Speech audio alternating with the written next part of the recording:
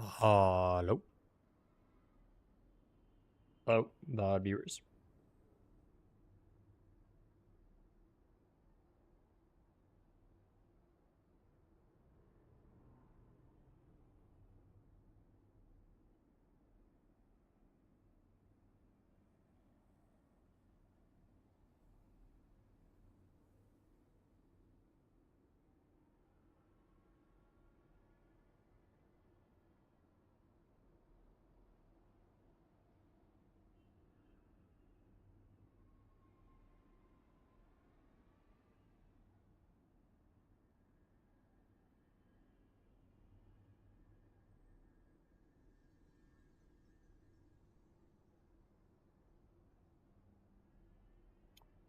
Getting a few things set up for us. Making sure everything looks good. We're doing our first stream on YouTube. So we'll see how this ends up. But should be good. You do this.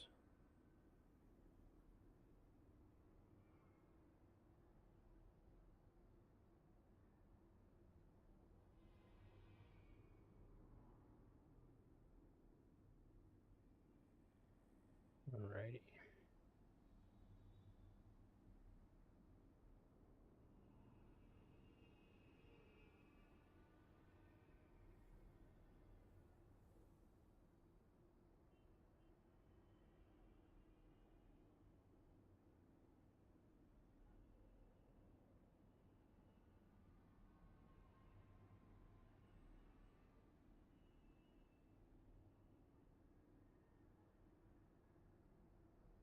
Alrighty. Getting last few things set up for us.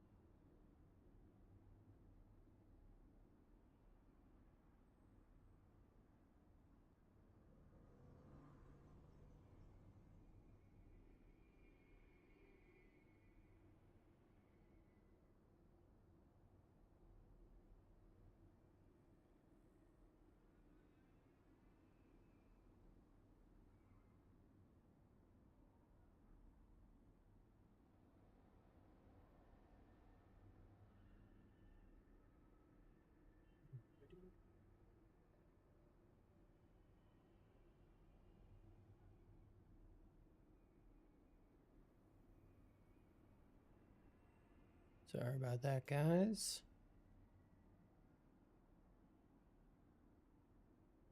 But we are just about set. Ready to go.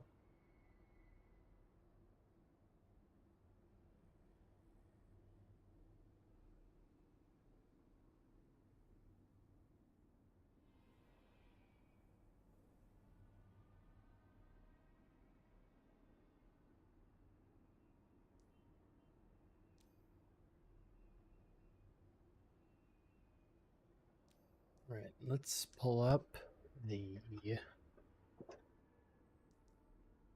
replay codes. Let's get going. Looking at NRG versus Timeless. People have been saying this has been a bit of a toilet bowl. I don't know how much I believe that, but let's watch it and find out. Ready for battle.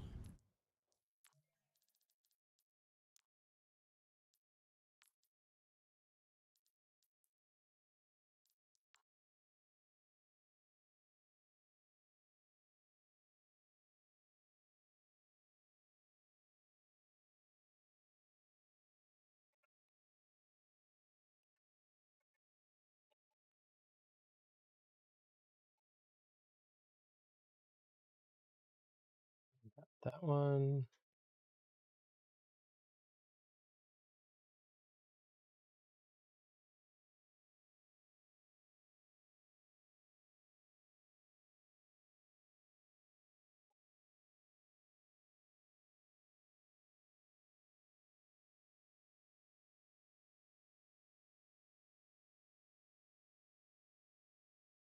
Here we go. All right, we can get started.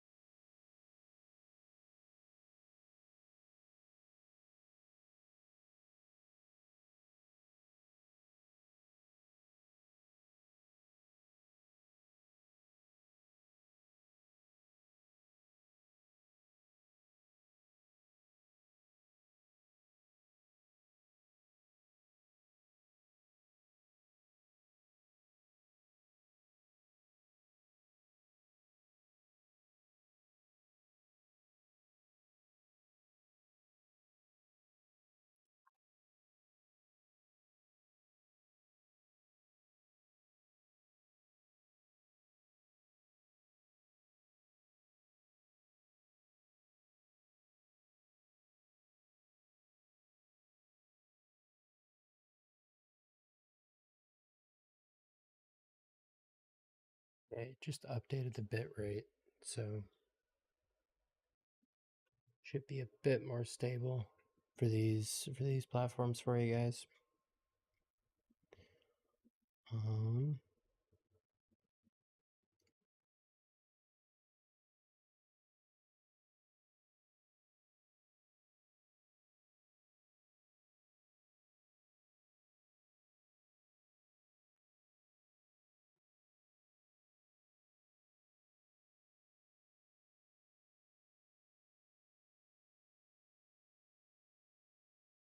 Alrighty, should be good. Let's get into it. So to start with, let's get this started. All right. So looking at the comp, Scissors doesn't stay sim, right? He switches. Yep. Okay. So we're looking at the Casfara versus the Venture Genji. Pretty standard overall. I'm surprised we haven't seen Sigma come out from either of these guys, but this is a very, very good Maga map. So we'll see if they play Sigma throughout. But this is also a bit of an older VOD, so people were a bit more Maga pilled when this was played. So let's toggle the overlay. Let's get a good bird's eye view. Play.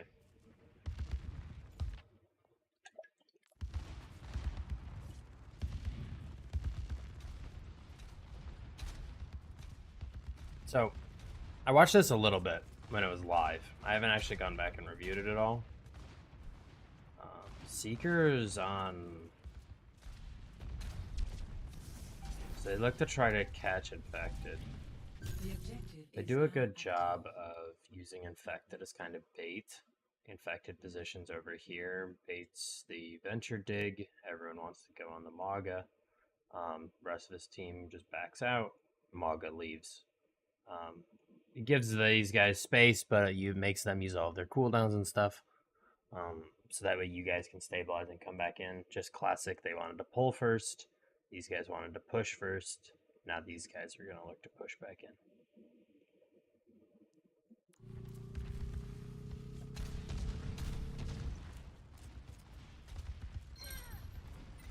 Very nice. It's a good engage from Timeless. Go back. Let's look at this. So, they're able to get the Kiri, but these guys are like, fuck it. We're going in anyway. We don't care.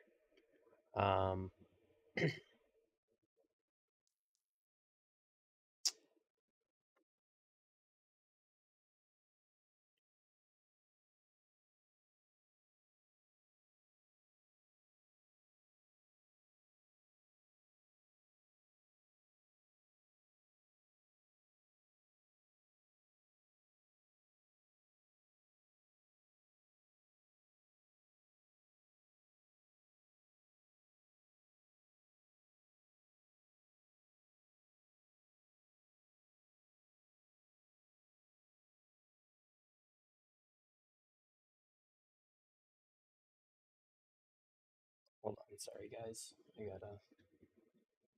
got a work message I need to reply to.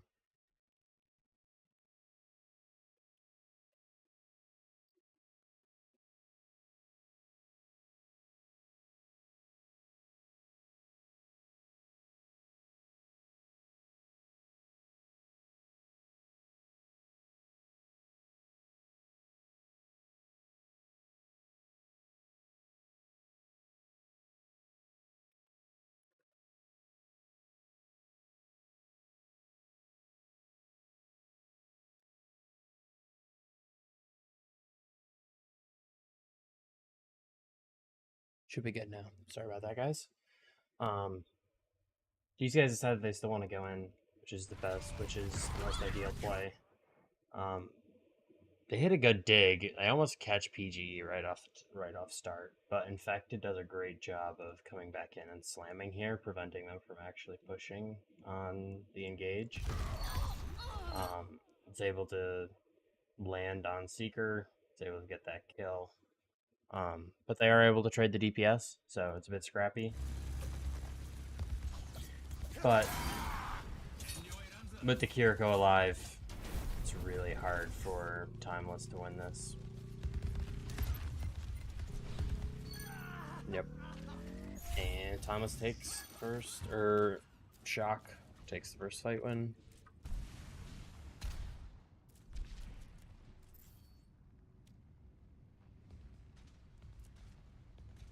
Okay, so they end up opting to match the Casvara.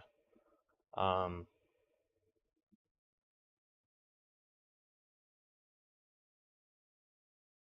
surprised that they opted to switch. I feel like they definitely could have tried to go for the Venture Genji play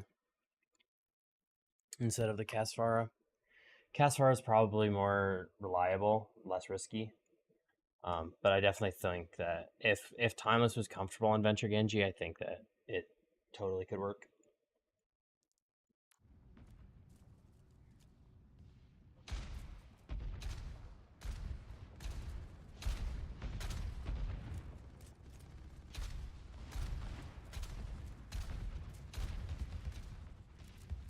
Positioning so far. Shock's giving a lot of space here. But I don't think that it's necessarily a bad thing. Normally when you just let them take like this much open space, it's a bad thing. But these guys wanted to play in a place where they can both poke and be stable. And in a position where if needed, like if Infected wants to go for a play, they can still go in, help Infected. But they also had, like, this is just a really safe, stable spot, and they've got point control, so I don't think this is bad. Just depends on what these guys end up wanting to do.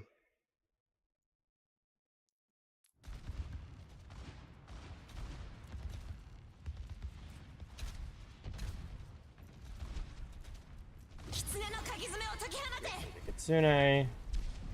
Very nice. Really good pull from Timeless.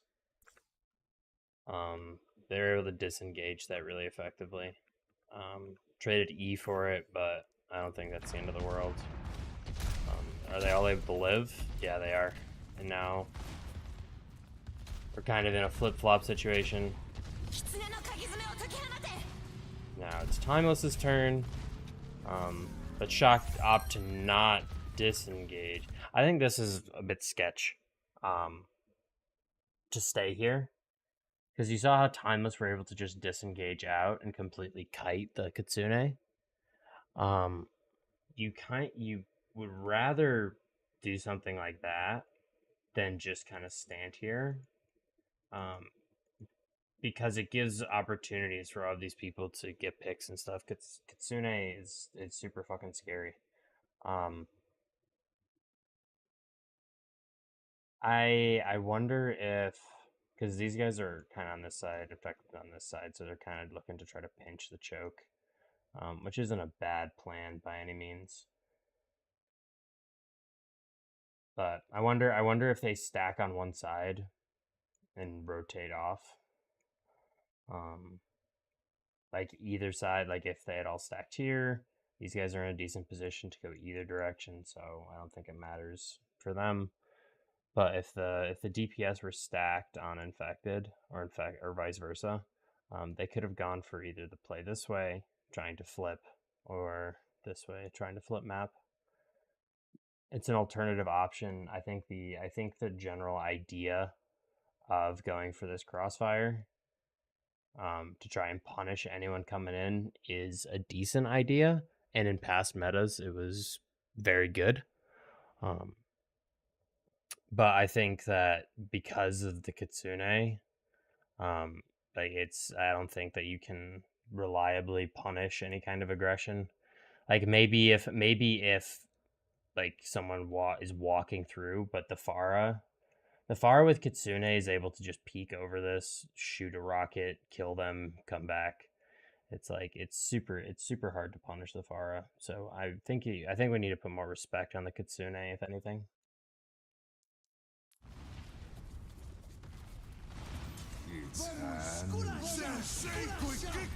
I don't hate this at all. Going for the high noon play with the aggressive sound barrier. That is actually so tragic for Rack Attack. If anyone sees, Rack Attack is chained down here. And he can't move. Because he can't, I don't think it's not long enough for him to get to the jump pad, and he can't use wall ride or speed boost or anything. So he's just trapped down here.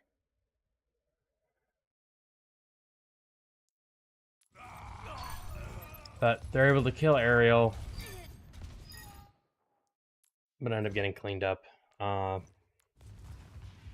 you invest the high noon, and you end up trading it. So you guys beat aggressively, and then they cage.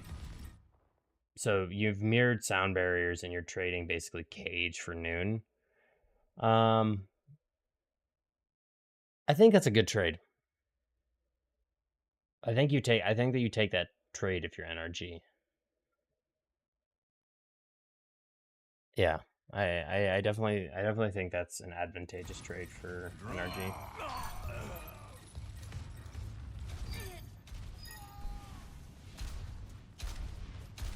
I think it would have been better if they could have prevented the flip in some way, so that they're just capping now. But with the Kitsune, I don't think it was reasonable to try and do that.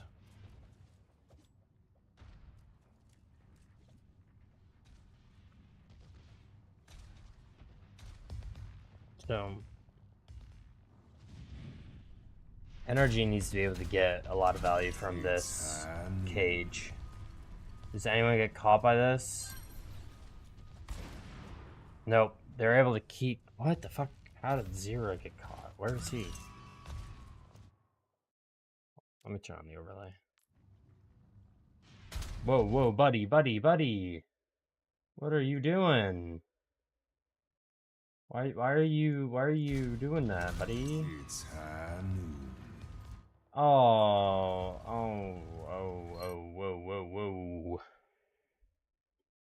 That's a rough one. That's a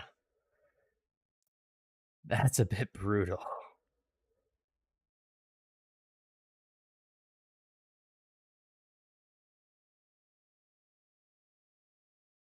Yeah, it's a bit tough.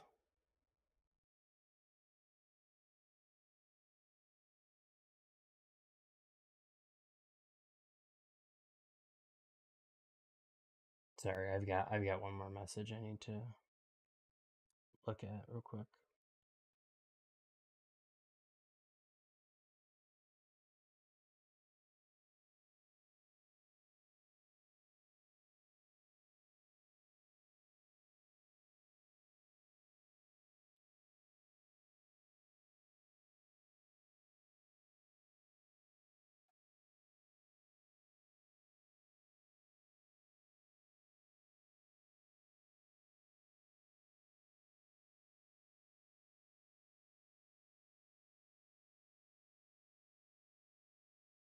All right,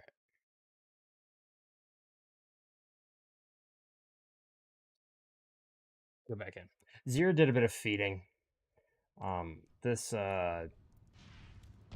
very interesting decision from the Pharah player of Timeless. I think that was way overzealous. There's, I don't think that you can really be looking at that and say it's good. I just don't see it. Like, you're playing for the high noon. Why not?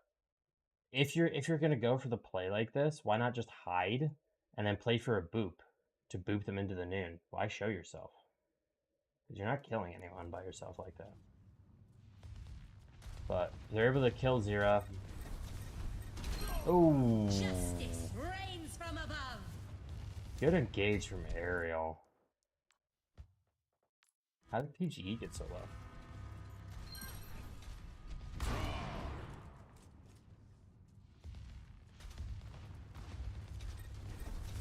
He just takes a couple. He looks like he takes a couple Curie headshots or Cass headshot or something, and then just isn't healed up. Damn, Sue's a bit late from Cal, but I like that barrage. Nice peel. Are they able to keep Infected alive? Yeah, they are. But Timeless have done a great job of stalling this. Now Zero's back. Damn.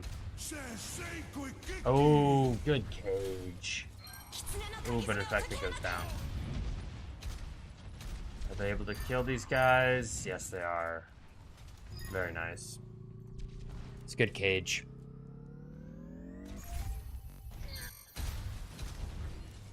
I think they get a lit split here. Like, they're going for this Lucio.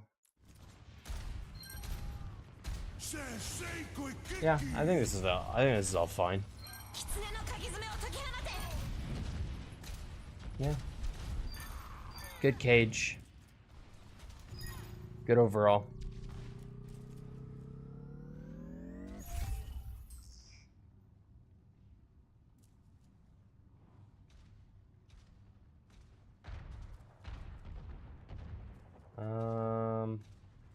It's gonna be tough for NRG though, I think, because they've only really got the sound barrier right now to rely on, and they're walking into a Kitsune barrage. Ooh, great catch on Seeker.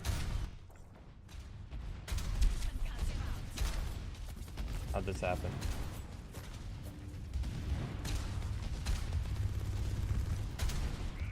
Oh, Seeker buddy. That's a bit dangerous. Crossing like that is a bit sketchy. Like, if your Mog is already over here and you're over here trying to just walk this way, like crossing the Maga's face is, I think, really scary, really sketchy. I think you kind of have to wait for your Maga to do something. Maybe stand here, go with the Maga here, It's just way too easy to be caught like that. Or Admiral needs to be in a better position. Like, Admiral being back here, I think, is a bit too passive. Maybe if Admiral's something like up here,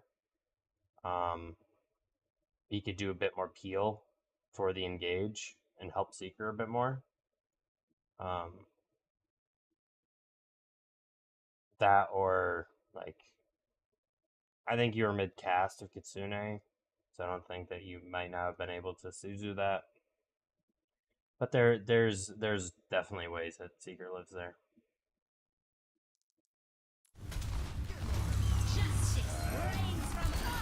Oh, that was ballsy from PGE. But hey, what works, it works.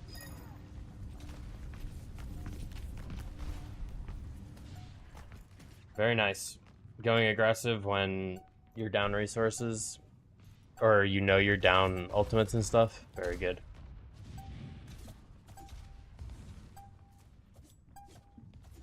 Alright, so how they doing this retake? They catch infected, they trade barrage to break the cage. Oh, but they catch infected.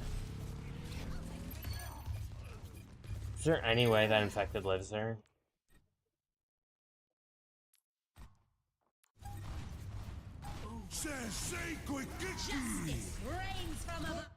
So there's Suzu.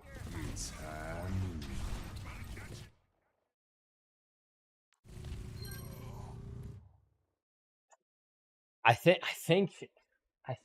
that infected might have outrun Cal's heals.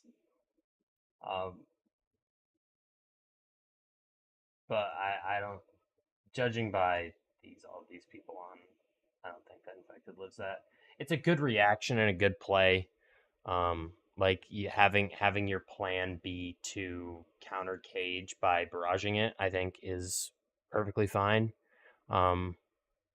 And is a pretty good strat or like a set play. But it's like you just can't. I don't think you can keep infected alive there without support ults, and you just don't have any. But going into this next fight, no one's gonna have any ults. If Cal can build up a Kitsune during this fight, I think that's gonna be the biggest thing.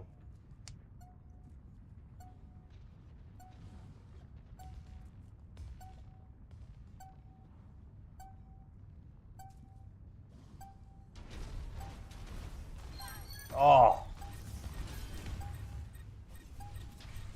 really good engage from Ariel. Damn, dude, it's unfortunate this guy was a racist. Because he actually does look pretty decent on the manga. But hey, that's why you don't be racist online or in general.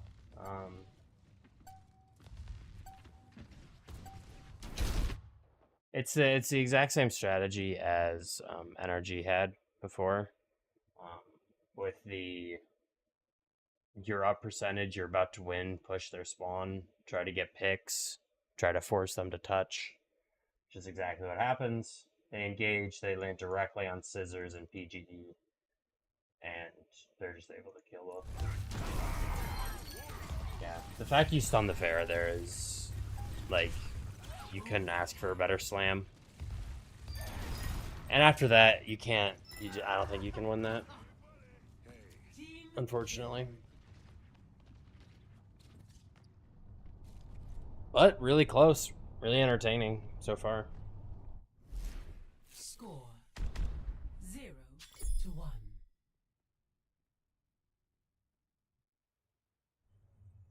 Ready for battle.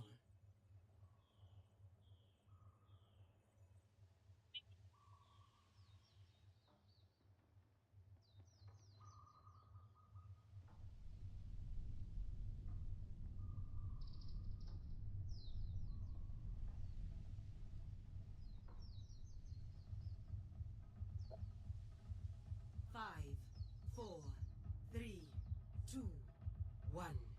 Round So two. let's look at these comps. The objective. So Infected does roll out with the Sigma on the second point. Scissors go Pharah or Tracer? Pharah. Okay. Same with Zira. Yep. So we're in like a Ramatra v Sigma. Interesting. Okay. I think I feel like what the comp wants to play for, I think I like NRGs more. I think that Timeless's comp matches up better into what Shock is playing. But I don't think that it's necessarily I like in general the comp from Shock. Because I think that the comp from Timeless can just be countered by Maga. Maybe that's the play, is that they think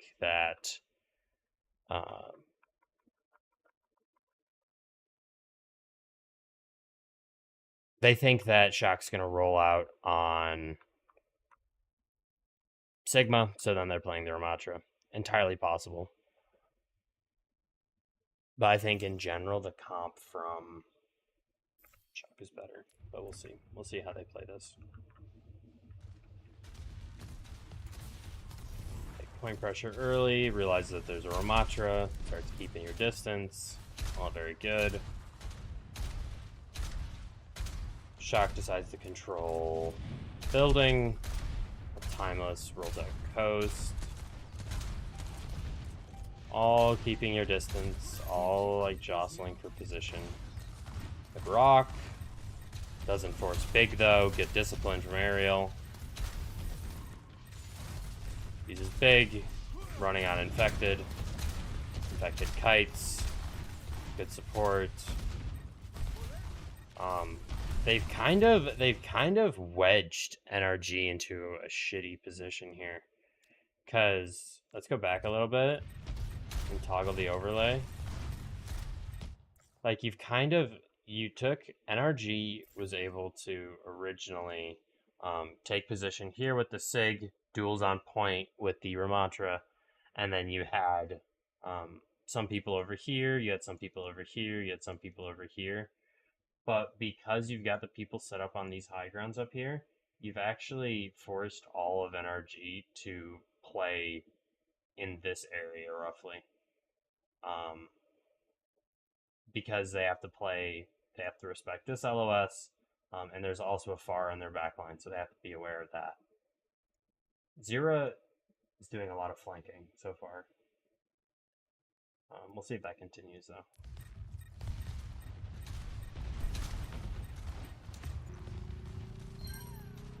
Damn, dude, what the fuck is Rack Attack doing?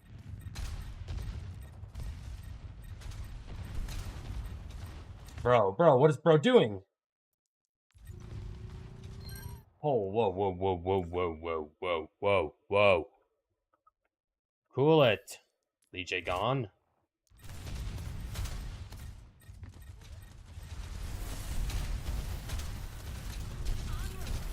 Come on, brother. Better than that. Now NRG Shock should just get run on and die. Yeah. They don't have Lucio to disengage. It's just kind of fucked.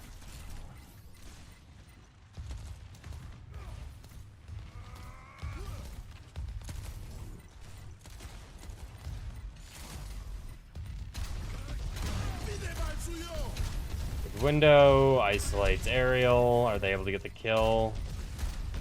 Rack is doing a good job shooting him in the back. Scissors goes down. This is really tough for NRG because Timeless got the original flip, so they're still taking up time. Where does Scissors die from? Where the fuck is Seeker? Oh, Seeker's just at the window, and Scissors is peeking it. Okay, fair enough. Need to have more awareness there. Can't peek in the window like that against the cast.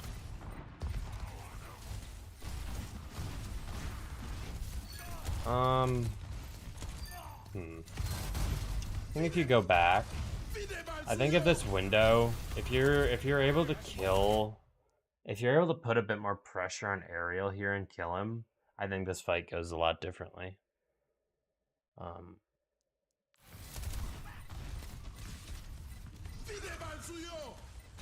Yeah, I think the fact that Ariel's able to stabilize there is kind of criminal.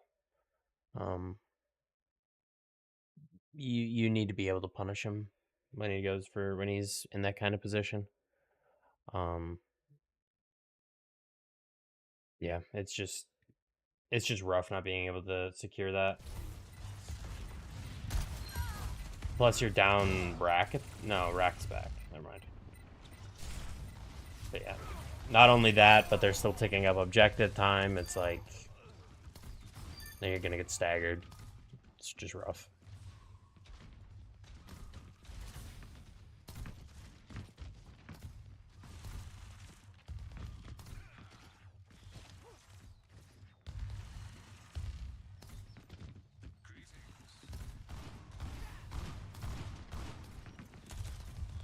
Take the approach again. Zira has now been on the Tracer. Now, I actually like the Tracer swap against the Sigma iteration. Actually, does it really matter? I don't know. I think the Pharah is actually probably still better. But if you can get more value from the Tracer, so be it. I don't think the Tracer's bad by any means. Whoops. Bit of a preemptive slow. They mirror the noons, trade lamps. Oh, how? Hold on.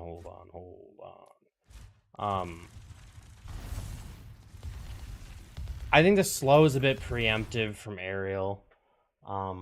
If you could help it, you probably want to do it a bit later after Infected's already crossed. If Infected's, whoops, that's a highlighter. Like if Infected's crossed this corner here, and then you put down this slow, I think it's better because it separates Infected and forces Infected to walk back through the slow or stay here, and then you can put a lot more pressure on him. But the position of the slow itself is pretty good. How the fuck does Cal get caught by this? So we trade high noons, and then we trade lamps. Bro. No way. Did this guy just peek the high noon?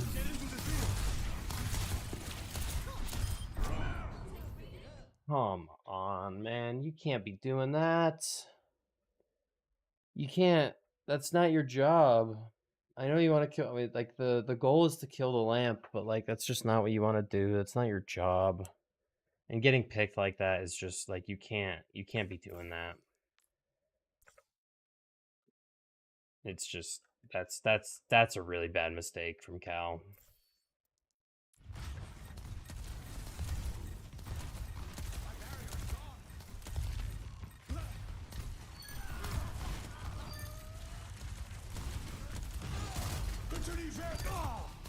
Nah.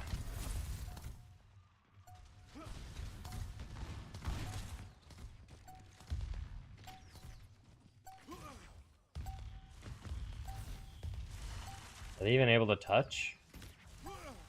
Yeah, Scissors is back with Wrath. Infected goes to the ball.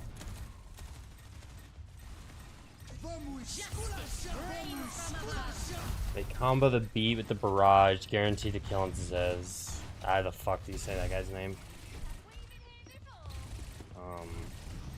Super split, good engage, trying to catch Seeker.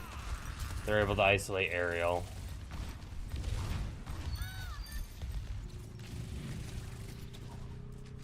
Is Infected gonna go back to spawn? Yeah.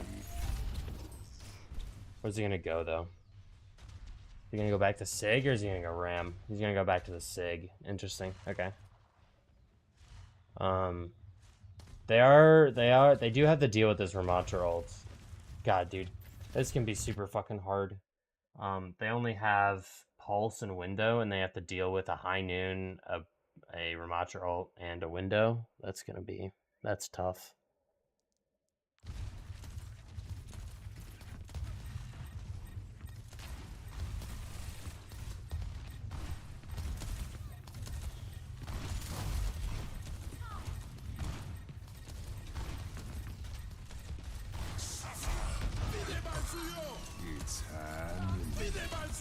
Good pulse, huge pulse from PGE.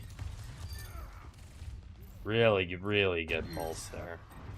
So, they go for the noon play. They drop the noon to assist with the Ramatra ult. Or in response to the window, I guess. I mean, is that even ideal? That's definitely not. Yeah, I don't like this at all, actually. I think the ult from Ariel's all right. I would have rather Ariel had Admiral with him, as he was pushing here, because Admiral's a bit far away, doesn't get the speed boost right away, so it's a bit more difficult, to like try to catch any of these people. But also, you could probably have tempoed a bit slower, waited for slow, and then gone with that. But stacking high noon and window, I think, is a sin. Dropping down window here, I think, is just a cardinal sin. I don't think that you ever want to use these two ults together. I don't think it's ever good. Like, I would rather drop window, then high noon, or vice versa. Like, wait for high noon to be over, and then drop a window so that your cast can actually get value from it and stuff. Like, this combo is just horrible. It helps that PGE hit a huge pulse, and then they're able to pick up the BAP, whatever the fuck his name is. But I think stacking window and noon is just horrible all around.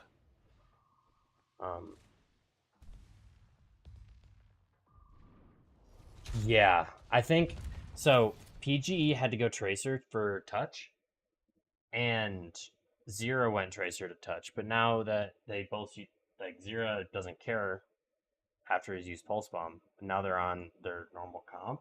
I think that beats the Tracer Pharah, because Cass works really well against Tracer, and so does Pharah. Both of these characters can mark the shit out of Tracer and make their life miserable. So PGE is gonna have a miserable time dealing with these two, I think.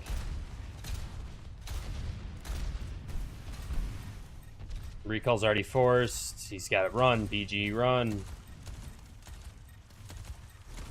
They able to rotate? Yeah. And PG just gets caught. Is there anything special, or did he just get...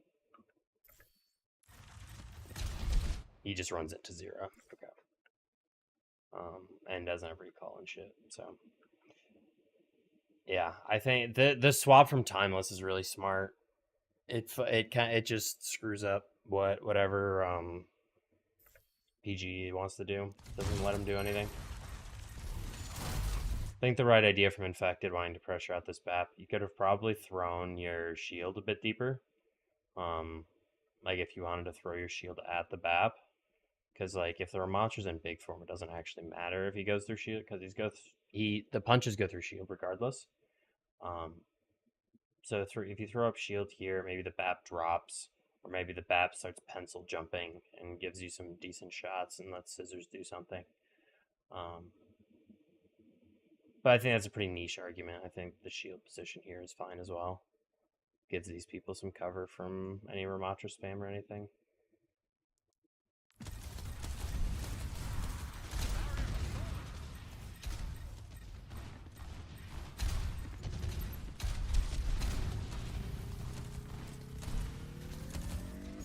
Good rotation. Not getting caught. Are they able to touch? Yep. PG is back. They able to do anything. Good slow from Ariel. Poke pressure, poke pressure, poke pressure. They able to hit the rock. They able to kill. Nope. So aggressive. Combo barrage. He was able to kill. Holy flux! Does that kill? Nope. PG dodges it. Oh shit. Really well played from Shock there. That was really, really good. The staying alive, playing tempo, and then the flux. Like the flux was enormous. But now they lose. Now they lose. Because they literally have 0 ults and Timeless has 3. So now they lose, unfortunately. It was a good run.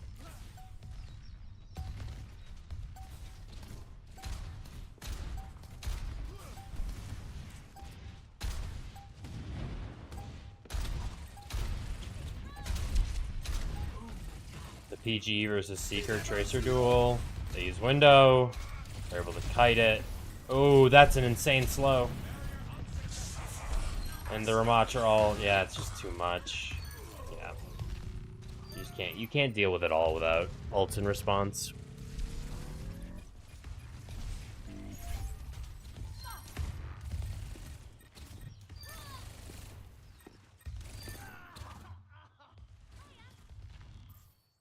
I'll play from Timeless there at the end.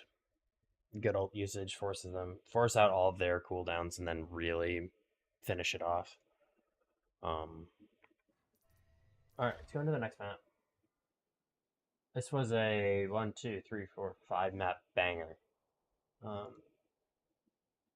So either NRG went for the reverse sweep, or this is back and forth. Ready for battle. So I have a feeling that we're going to be seeing this. Are the teams still right? Yeah. Let me change the score for Timeless.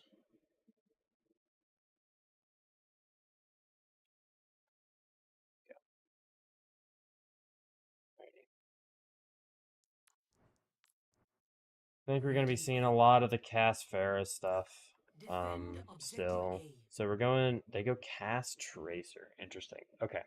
Before we get into this, I'm going to go get a cup of coffee. Stretch my legs a bit, and then we'll get right into it. Let me write down the screen. Getting coffee. Wow. All right, I'll be back.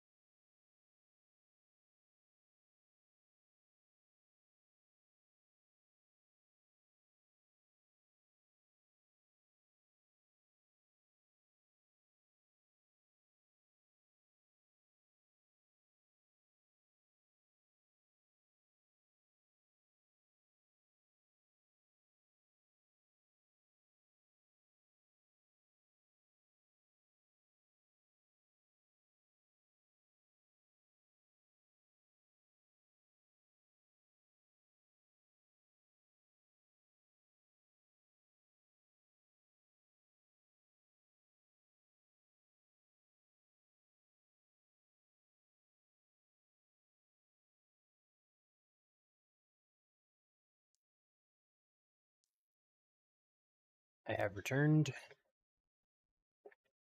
Coffee has been acquired. The VOD review can continue. Alrighty. Timeless goes for the Tracer. I don't think the Tracer is as good. Maybe it is on attack. But I think the Pharah kind of stuffs Tracer at the moment.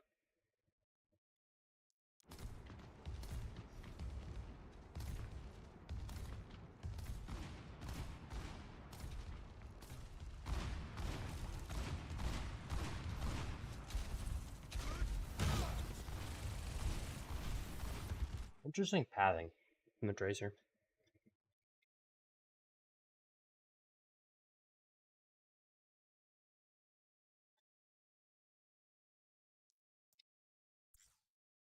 So the Tracer is actually setting up to apply pressure to the people up here, and then stage for any kind of engage that the Ramatra wants to go for.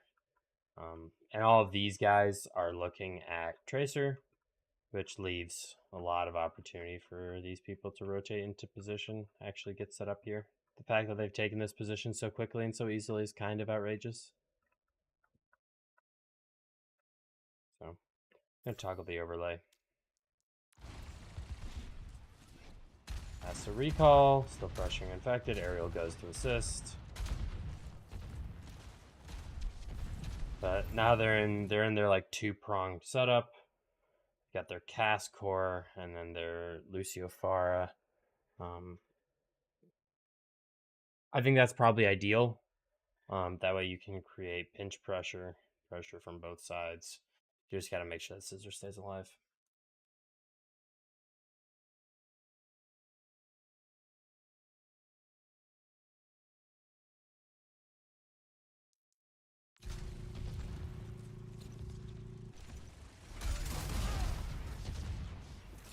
Infected.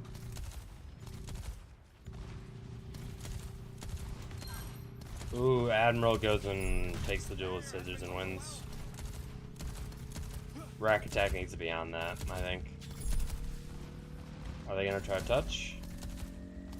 Rack attack goes in. And let's, yeah, let's go back. Let's see if Rack attack could have done anything here to save Scissors. He's on heals. Don't really want to go down here to try to get the Mega. Well, for one, it's gone. For two, you're opening yourself up to the Tracer and the cast and stuff, so you want to make sure that you can stay high ground and like maybe you can get a shot or two from BAP and stuff like that, so it's not overall bad.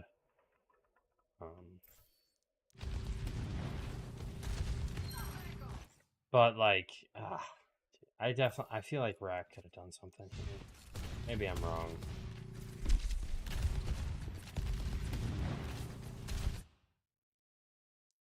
Yeah, I don't know if Scissors lives, but if Rack is here and maybe hits the boop on Admiral, maybe the damage doesn't get off and maybe Scissors lives. Maybe they're even able to pick Admiral. But I think that Rack Tech needs to do it like buddy with Scissors. Can't be looking the other direction like this.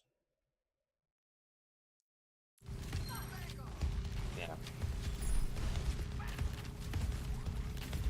That's unfortunate.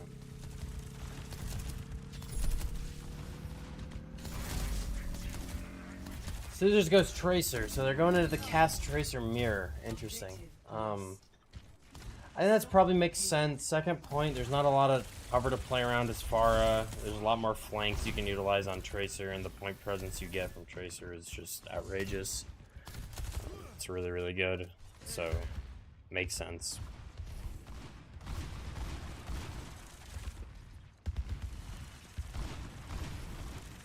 It's back in cart.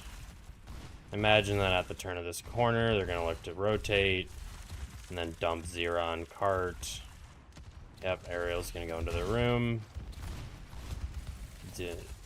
Zera's goes to the cart. Ooh. PG, how are you dying? Just a doink through the window, or?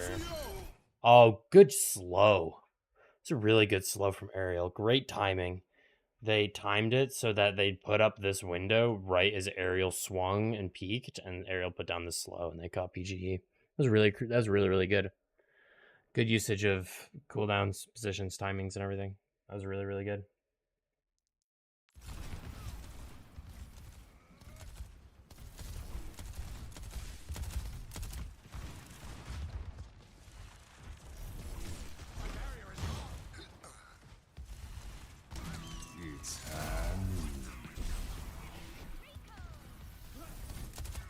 Nice.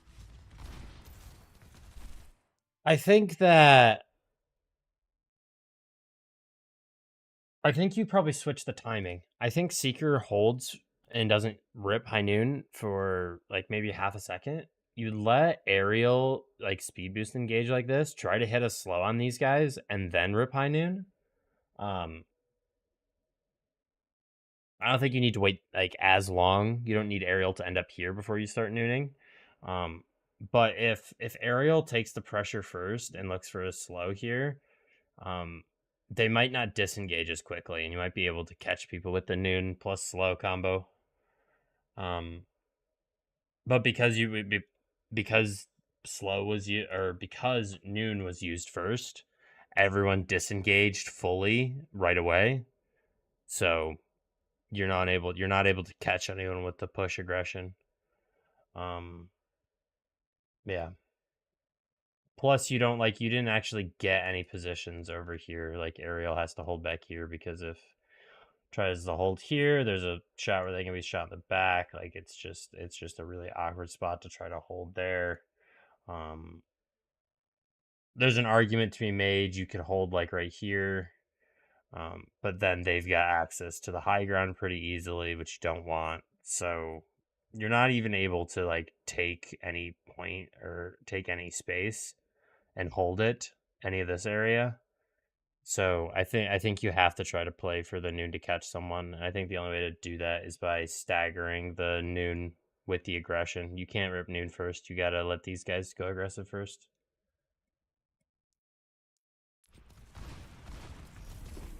Yeah, now they push back out. Oh, come on, Infected. You can hit that. PG thinks the BAP.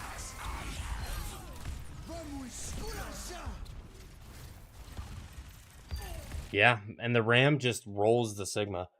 I wonder if they try like Maga into the Ramatra. I wonder why they're not.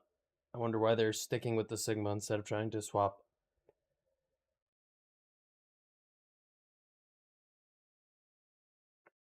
Because I feel like the Maga kind of counters the Ramatra and what they want to do.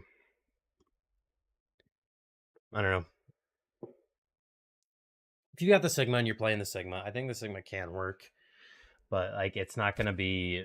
You have to play it very special, I think. So for one, I think if you hit this rock, it puts significantly more pressure on Ariel and maybe forces him to use big mode sooner. Maybe forces him to actually back off, go into the mega room.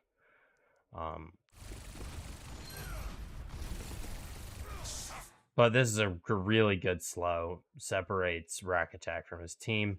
Honestly, you don't even need to go for Infected. You could just turn around and kill Rack Attack if you really wanted to. The fact that Rack Attack is left alone is really bad. But, like... The other issue, the reason this works so well is also because Cal is so far back already. Why I don't know why Cal is let's go back actually. So Cal starts there and then rotates. So as soon as this is ripped, Cal doesn't even try. Cal doesn't even try to help out Infected. Infected just dies on the point, and Cal's like, nah, I see ya. You definitely could have tried. You definitely could have tried to win this. You push forward here instead of like if you're still positioned here, instead of backing up like Cal did, if you just like swing out, drop window down like right here, this becomes significantly more winnable. Because they're down, they don't have BAP. All you need to do is live. You can just use window, pocket infected, let PGE shoot people through the window. There's no way that Ariel lives through that. Like I don't think, I don't know. I don't see why Cal is backing off so heavily so fast. I don't think it's needed at all.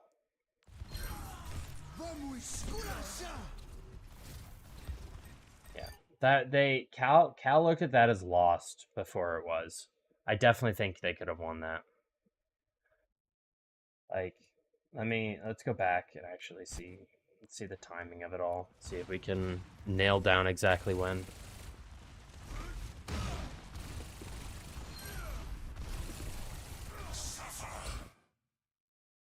So Cal's looking at rack.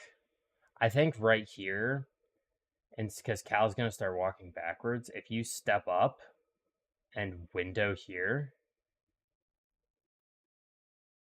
like if you just, it would actually have to be like more over here. But then you drop window right here and then maybe play in this room. I think you win this, no? But yeah, Cal just holds down his S key. Actually, I don't know. You definitely, because they use B, it becomes a bit more sketchy and harder to call. But like if they don't invest the sound barrier here and you drop window, it's a totally different fight. Drop window, maybe infected lives, is able to get off a flux. Maybe you get PGE set up on a flank, drops high noon, it's able to catch some people. Like Scissors is coming back with Pulse, is able to do something. Like you have so many more options if you're able to live and actually take a fight here instead of just holding down S and assuming you've lost.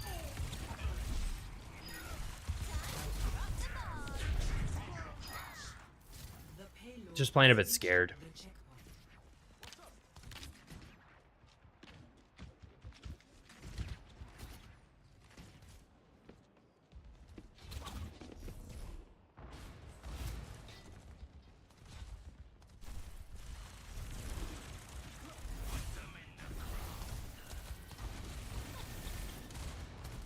Deep and slow. I like that Zero's fighting over this high ground up here. I think that's good.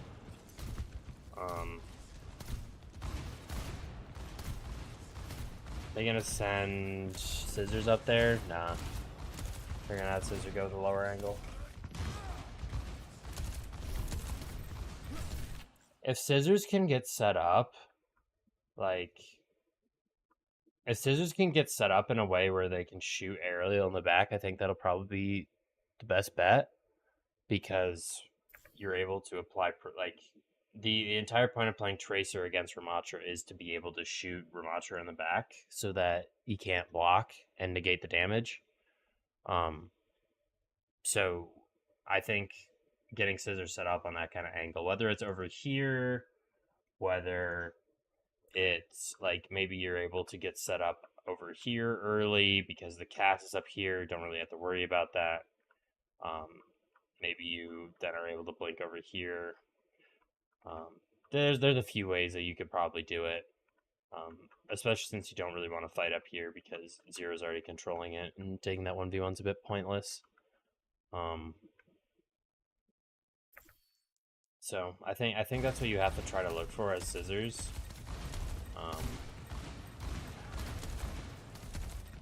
Admiral goes to Mark.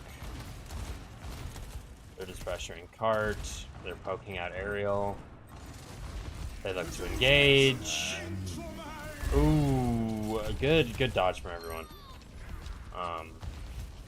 Very nice flux. So something interesting here as well that I'd like to point out is that Aerial's not waiting for full HP. Aerial's just going and committing. And then playing with block, playing slow, not really looking to full commit. And it's just trying to make space, not really get kills.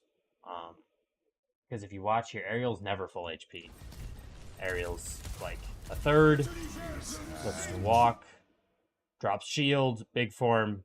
Slow. They react with flux. Everyone's able to get out. Good lamp from Cal. They're able to punish Zira, who goes for a pulse bomb. And then they all have to back off. Scissors does a good job of following up on the people that are retreating. Overall, well played from NRG. Great job cleaning up from Scissors. God damn it. Fucking Seeker. Killing Rack. 4 minutes. It's doable. You've got the ults to do it, but you gotta be careful. Zero goes May. I think that's good. Like the advantage you have with the Ramatra is is your frontline pressure, and if you're able to use the May to isolate the Sigma even more and kill him, or like let's say you hit a wall on PGE or something, it's really really good. And also May is pretty decent at marking Tracer as well, which is the other job Pharah has.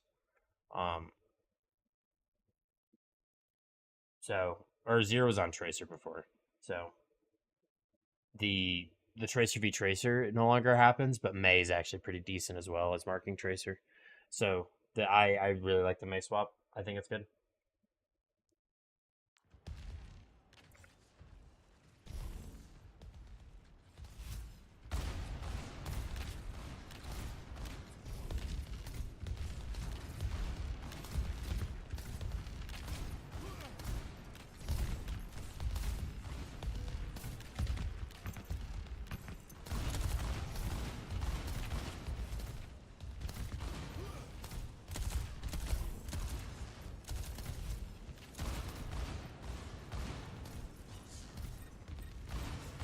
Infected has to have a lot more respect.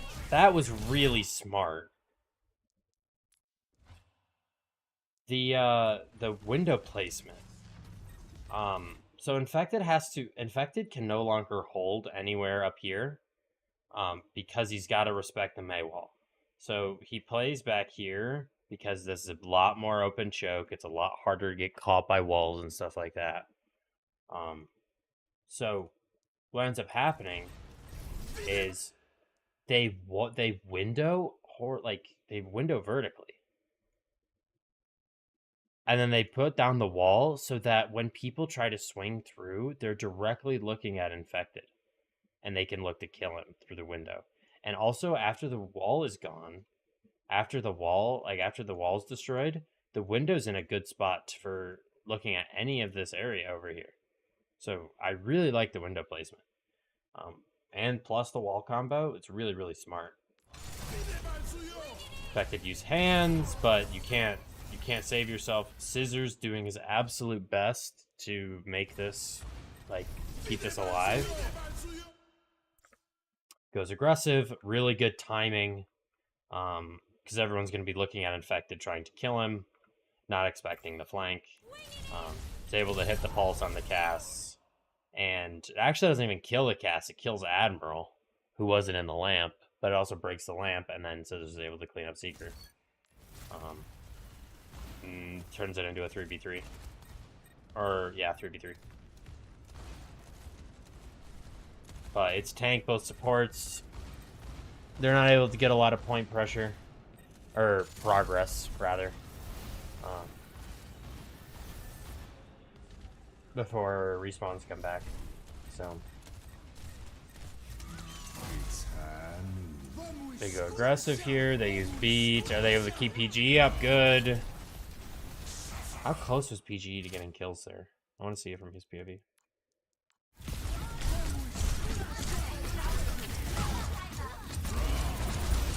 Damn. There's an argument to be made that PGE holds for an extra second or two.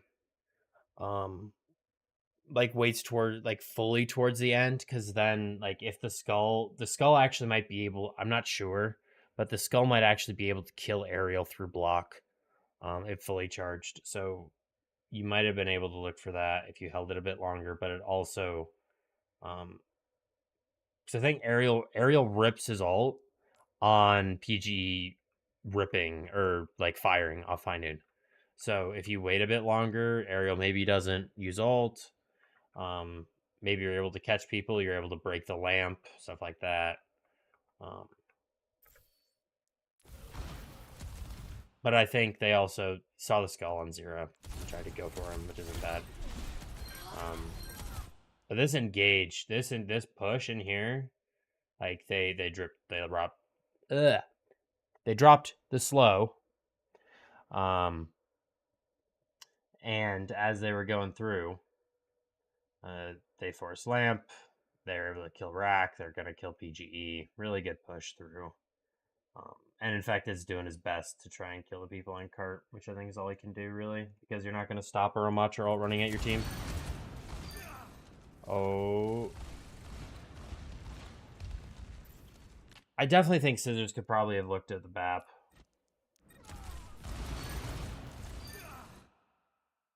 Like, I feel like if this was communicated better,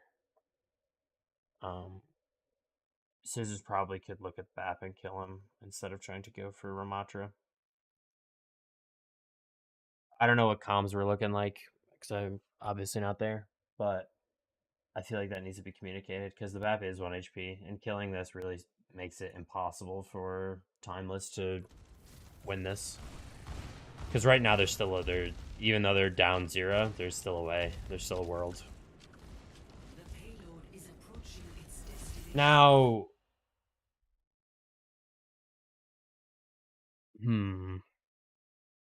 I don't know if you guys saw what I saw, but this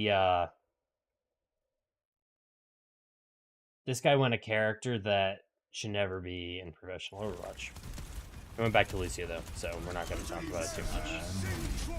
God damn it, Infected. God damn it. That's the second time now. Fluxing a high noon. You're ripping at the same time. Kind of unlucky, but you definitely could have chosen to not pick up Seeker.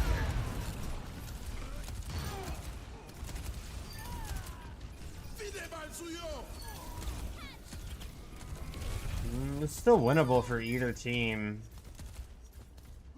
Let's take it. Complete. Yeah, I think there's just a few mistakes from individuals there towards the end.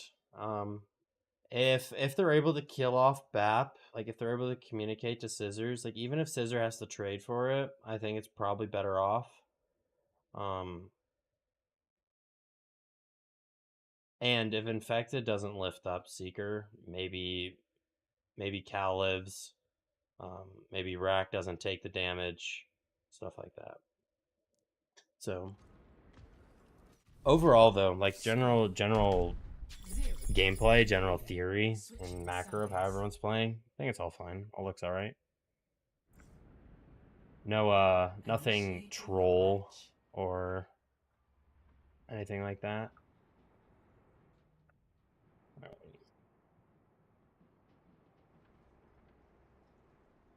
Going to take a drink of coffee.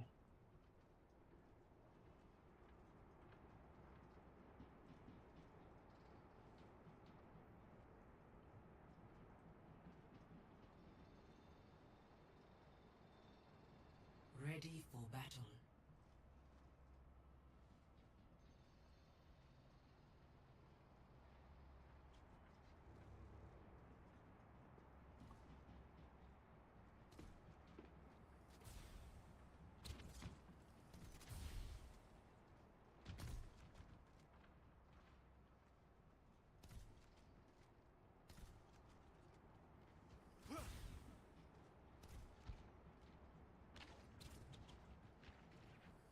Now you see me? Now you don't. 5, 4, 3, 2, 1. All right. Attackers incoming. Defend NRG going for the Maga. I don't hate it, but we're playing it with the Tracer. I think the theory behind why Tracer's not necessarily good with Maga is because you can't really get the value from Shout. from the Maga Shout as Tracer, because the positions you're going to be playing as Tracer don't benefit from the Maga Shout. So you normally don't end up playing Tracer with it. So I'll be interested to see how this works, how they do this.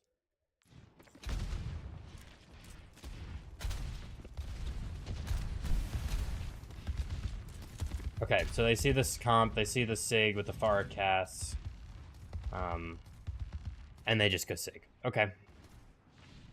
They keep the Tracer, though. All right, interesting. All right, let's see it.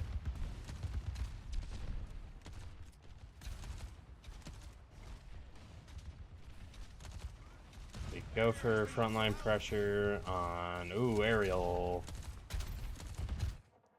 Also, while the frontline engage is happening over here, Scissors is doing a great job of coming over here and pressuring Zera, giving these guys a lot more open space to do this pressure to aerial. So, like, if we go back, we can launch.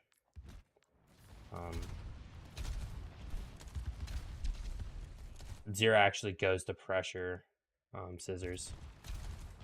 But Scissors keeps his attention, draws over Admiral.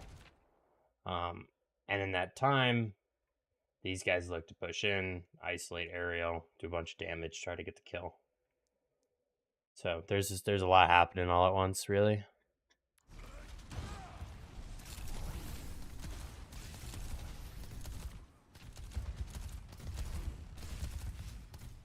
Back off. Resources exchanged. Reset position.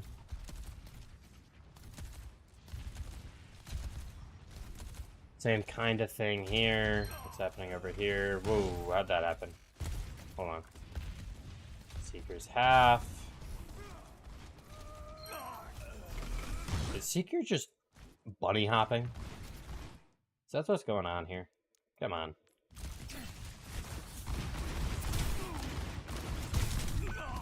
Yeah, Seeker's just bunny hopping and then gets punished. Come on, brother. You can't be jumping like that, for one. And then for two, like, you have to be ready for this kind of swing like this. Like, if Ariel's not up here with you, like, peeking like this is just... Especially when you're not full HP. Like, he wasn't full HP when he was swinging like that. So it's rough trying to go for that. But good punish from NRG.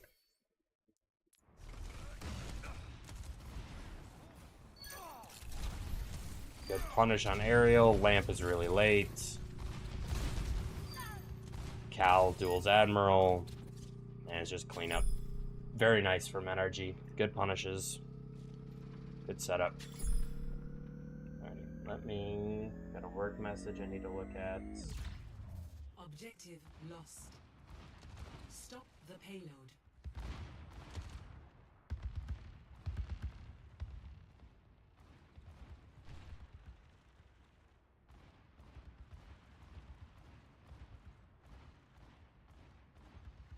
I'll respond to that later. I can wait. Let's go back. Let's talk about that. Ariel wants to close distance. NRG giving a lot of respect, a lot of space. Good job. Now this vertical window... I don't know. I don't know about that one.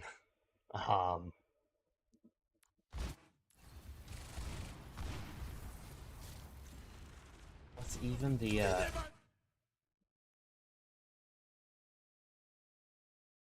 how does that even happen?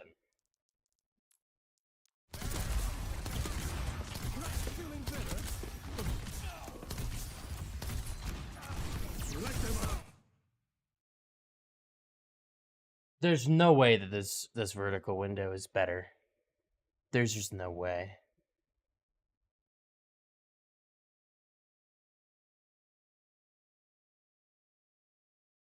I don't think that there's any way that this vertical window is better than just a normal window. And like, you can't do anything with this. Like, you have to either look this way or look this way, but either way, you're looking at an awkward angle.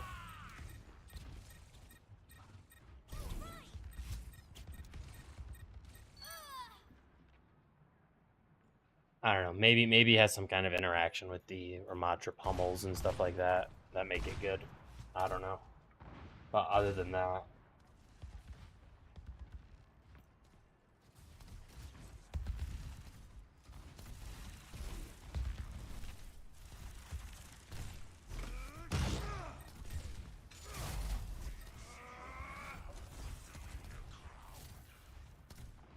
good pressure on cart, forces Timeless to give some space on high ground.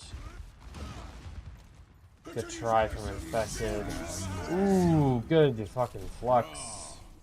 And weren't able to time it with the noon. Seeker tries, doesn't get it though.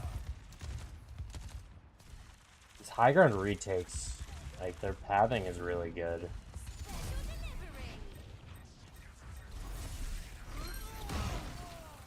That slow's interesting. Where was he trying to slow to go?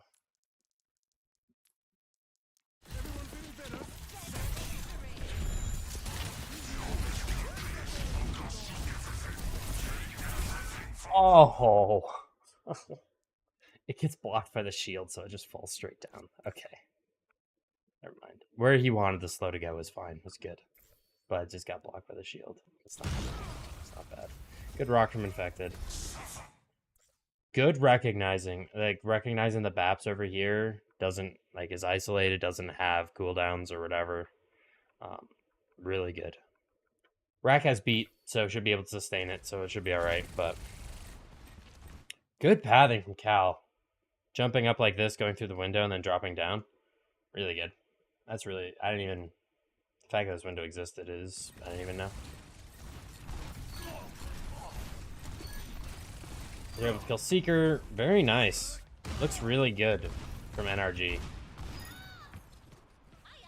Very solid. Very, very solid. The payload has reached the checkpoint.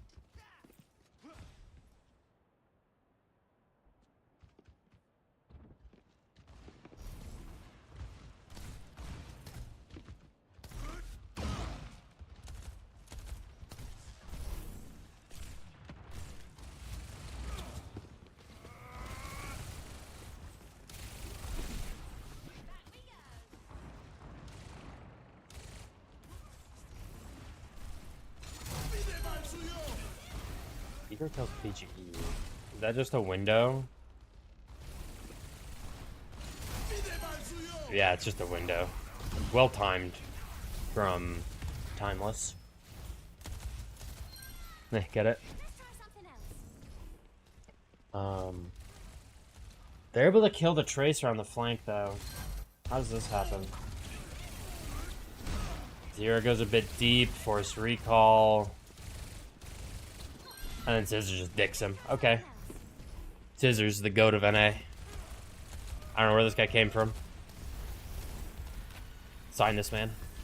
Goes to take high ground. Looks good. Don't want to push up too far because you don't want to risk getting caught by the Ramatra slow. Plus, you want to keep your distance when you can. Good disengage. I think the lamp usage is a bit like you might not have needed it.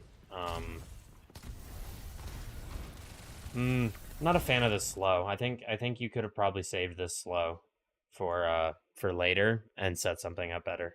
Like maybe you catch Infected or you catch PGE who's feeding later on, or maybe you're able to ground Cal from jumping, like different things like that. I think dropping the slow right here provides like the idea. The idea for this slow here is to make it harder for these guys to rotate, slow them down, separate him from Infected a bit.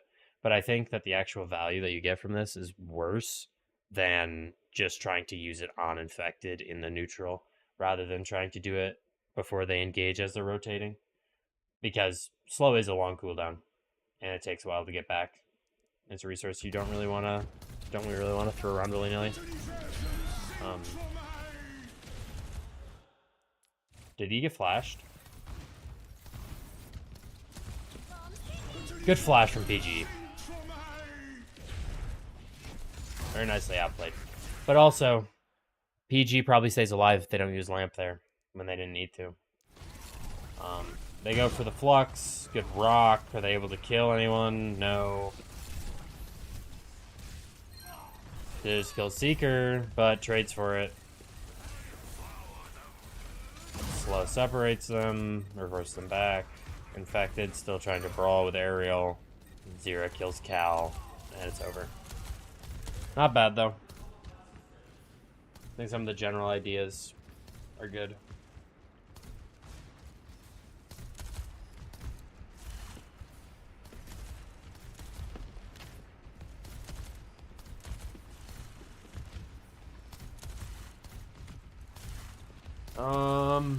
This should be a pretty even fight, honestly. Ariel's got Ramatra ult, but both teams have double support ults. PG has Noon.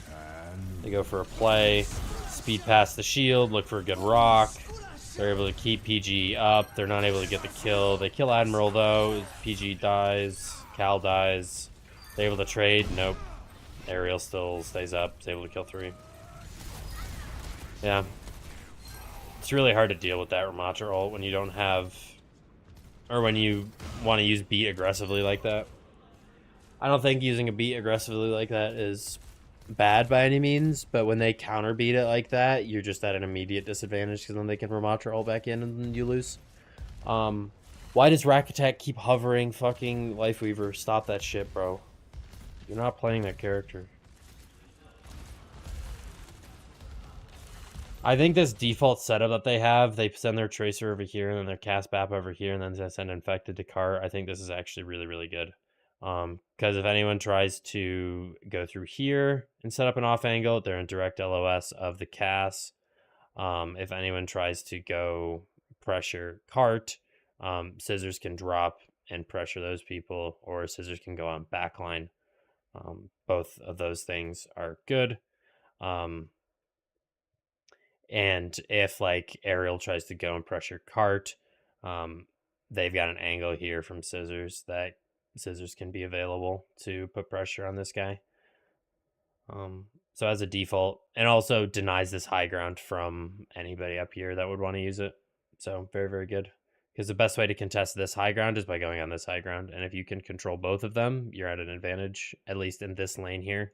Once it rounds the corner, the value you get is pretty reduced, but before that, if you can maintain the pressure on this lane, it's really good.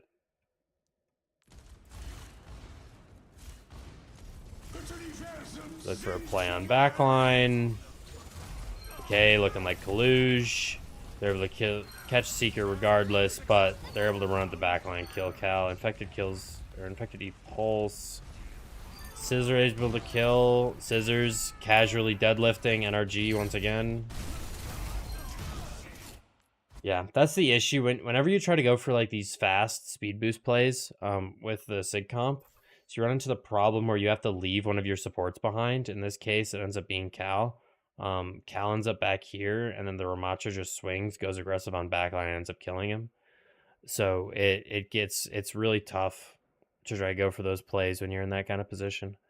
But I think going for this isn't bad. I think Cal just needs to be ready, maybe position up here instead. Let's actually watch in full, see if that's something that can be possible even. Yeah, I think that if instead of Cal dropping here and then swinging wide, if Cal just walks here, maybe pencil jumps up to here, plays here, looks for it, maybe that's a bit better. Either that or the rest of Shock, like PGE needs to turn around. Make sure that Cal can actually get through. Or maybe, like, I don't know, Infected. I don't think Infected can actually look back here because he's going for the aggressive flux. Actually, what am I saying? Fucking Rack Attack. Rack Attack. Be with your support and get him across. I just assumed that Rack Attack was near him, but he's not. He's fucking trying to go after the flux. Yeah. Literally, just... Rack Attack, buddy. You are main support. You are not DPS. Protect your other support, please. Thank you.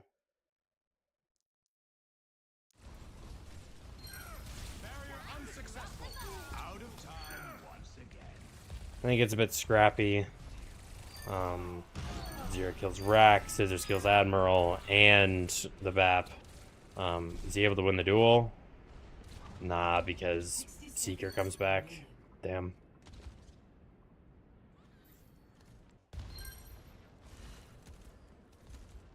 Alright. This is the last fight. It's going to be really hard for NRG to cap this with time. So we're probably looking at an OT, if anything. But they've got a pulse. They've got a window walking into a high noon. So they do have the ult advantage. Let's see if NRG can capitalize off of it. They haven't been able to in the past, so let's see.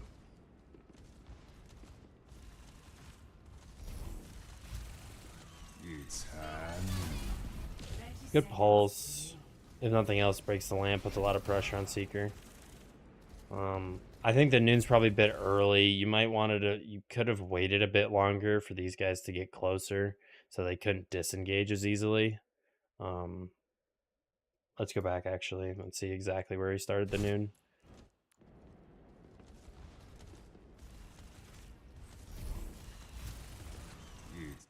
I think that if you wait, have Aerial swing first and then put a slow like right here, and then rip high noon. Wait like a half a second. Because if you put down a slow right here, because an Aerial's going to go for this slow, but because you've ripped high noon first, all of these people are immediately trying to back off. And same thing with Infected. If Infected's already immediately trending to back off. Maybe you're able to catch someone with the slow before the noon comes out. Aerial doesn't even go for the slow. Yeah, I think you wait. I think you switch up the timing a bit. You get the Ramatra to go first. Drops on slow. Maybe you're able to catch people with the noon.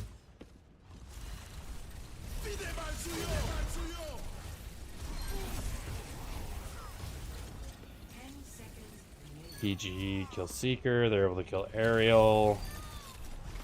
And PG held on to noon, which is pretty clutch. Yeah, and then PG just sets up here and rips noon.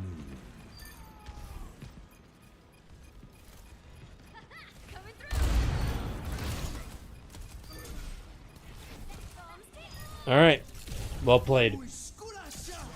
They're able to take it in OT. So this is either a win for Timeless or a draw.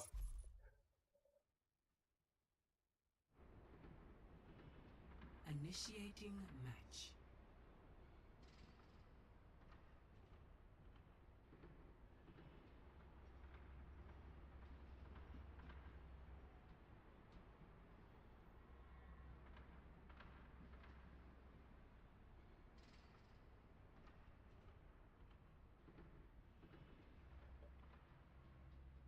Ready for battle. We're back on this. Seeker doesn't stay Hanzo, right? No, he goes Cass. All right. So same comp as before, but Scissors opts to start on Tracer. Which I think, given everything that they've been doing, it's not a bad thing to start with, especially since you started out on Pharah, didn't get a lot of value from it. They shut it down pretty well. So you just go back to the Tracer, who's been working. If it ain't broke, don't fix it.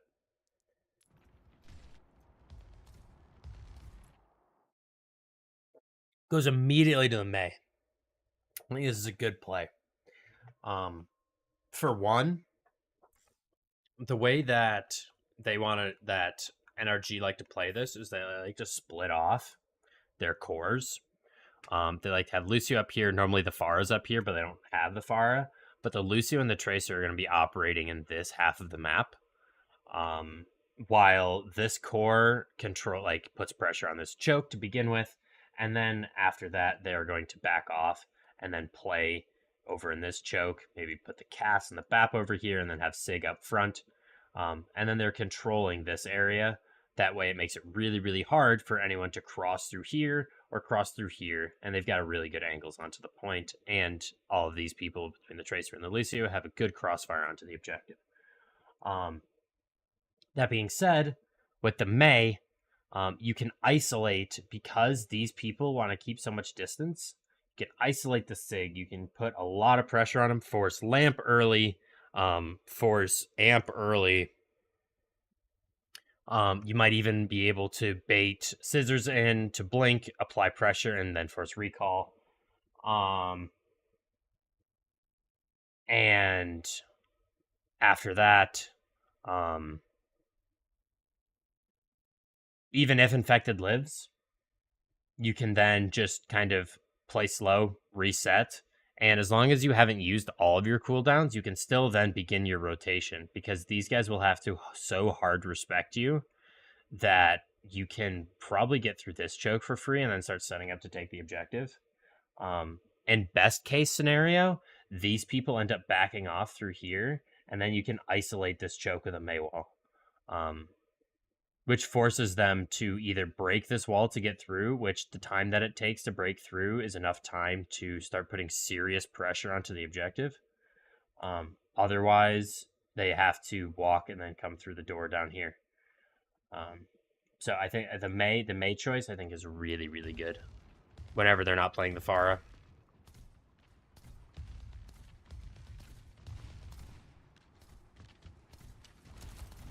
Roll out here. They immediately take the right-hand room.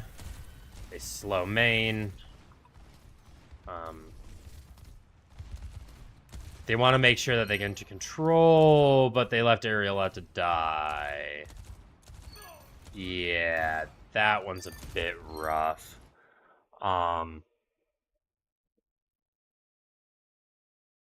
So leaving Ariel out to die here is kind of fucked up, to be honest.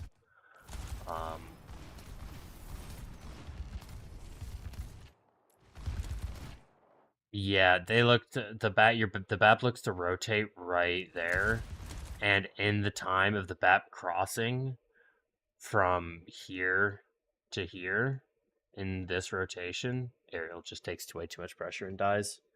If you're gonna make this rotation as the BAP, I think you need to time it when Ariel has big form. Because you've got more HP, you've got the damage reduction, you can actually live through this rotation, and then you can get set up over here and then begin healing again after the big mode's over. But leaving Ariel out here with no support, no big mode, no nothing.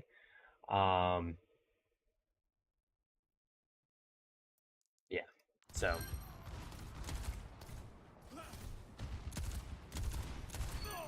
PG double dink Seeker. Scissors kills Admiral. Very nice. Well played from Shock to punish that mistake. Take angles. Because the best thing you can do against the comp that Timeless are playing is to take angles. If you can set up in a way where your Sig's poking from a different angle, your Tracer's poking from a different angle, the Cass is poking from a different angle, and then you've got your BAT paired up with either Sig or with Cass, and then you've got Lucio paired with Tracer. You can set up some pretty stable off angles, and you can put down a lot of pressure on the team in rotations and stuff like that. The weak point you have is when these guys want to engage. The make or break is, can these guys put down enough pressure during rotation to get picks, to drain enough resources to actually force these guys to commit when they don't want to, or you're just able to pick them off in rotation before these people can actually set up a good engage, and they can get a good wall on your tank or your Cass or anyone that's really isolated. That's the game we're playing right now. And if Timeless can get through here, set up in this room, and then eventually rotate to Fire Station without dropping anyone, I think that it's going to be really hard for NRG to win with the comp they're playing. Just like they don't have any way to dislodge point pressure. They need to get they need to get Sigalt, they need to get Cassalt, they need to get Window, they need to get one of these ultimates, because that's the only way they're going to be able to dislodge people from the objective.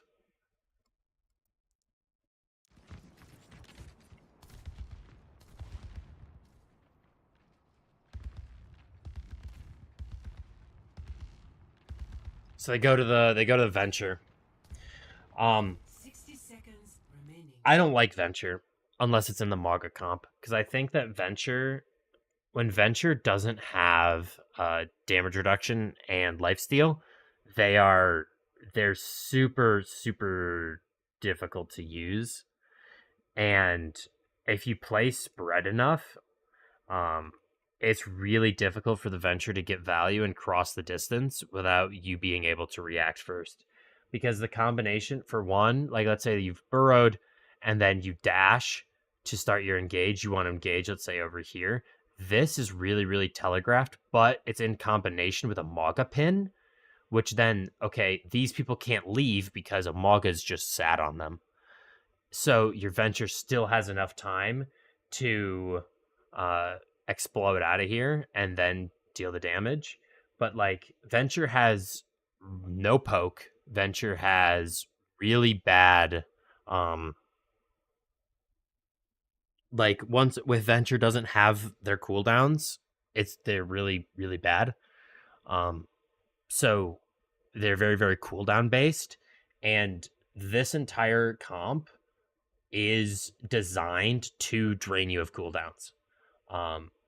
Plus, Venture doesn't match up very well into Cass and into Sig, in my opinion.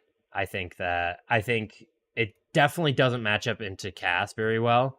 But then the matchup between these two, the Sig and the Venture, I think it's a skill matchup, and I think that the Sig should win.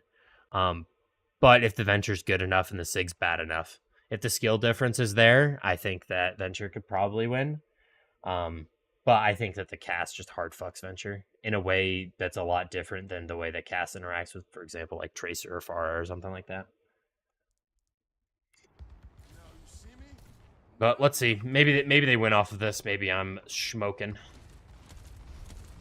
So they go through the tunnel. Interesting. So instead of trying to do this rotation where they go through here and then end up in Fire Station, they opt to go through the death tunnel, and no one's set up to contest the death tunnel. So the Sig has to back off. And you can't back off this way because then you just end up getting run on and you lose. So you have to, as an entire team, rotate this way. And your best place of cover is Fire Station. So you're in a reverse situation where you have to attack out of Fire Station and you have to deal with these people. This rotation from Timeless is really smart and really good. Normally you don't think about this because this tunnel up here is known as like the fucking area of death. And if you go in there, you die.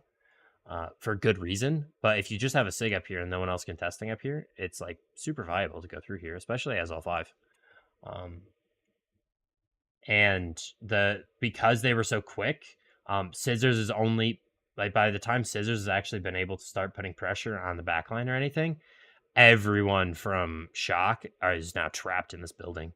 They can start taking high ground, taking angles from up here, but they need like Cal needs his window here. They need to window here. They need to get these people off the objective, and then they can go from there. But this fight's gonna be tough, just from the initial positioning and stuff. Forces everyone into the room. Scissors dies because he's alone. Yeah. They just forced everyone into a corner and were able to pick them off. It was really good from Timeless.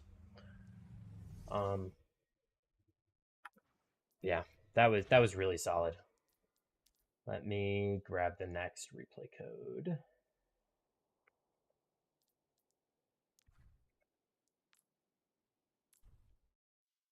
Perfect. We go to Esperanca. I'll be interested to see what these guys play. So if they opt for the Ramatra here, that's gonna be really interesting.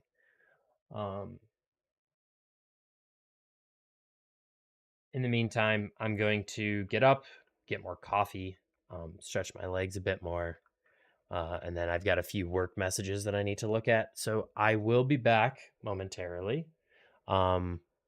Before I do that, let me switch up the teams.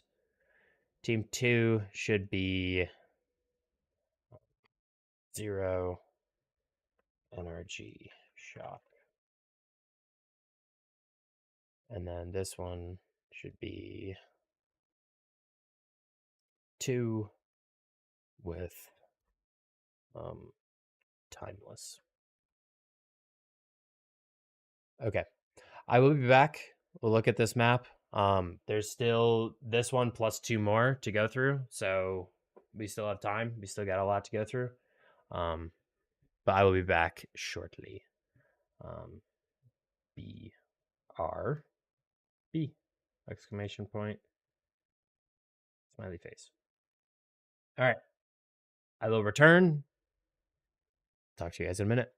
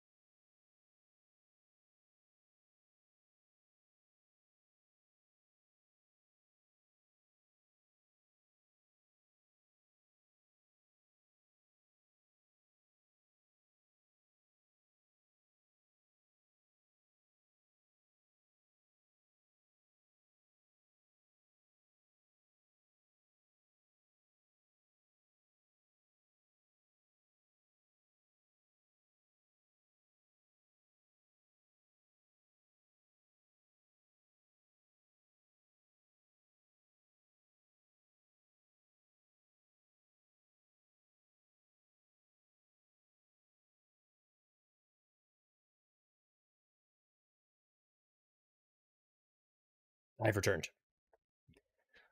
All right, let's finish this up. Or not finish this up. Let's see this next map.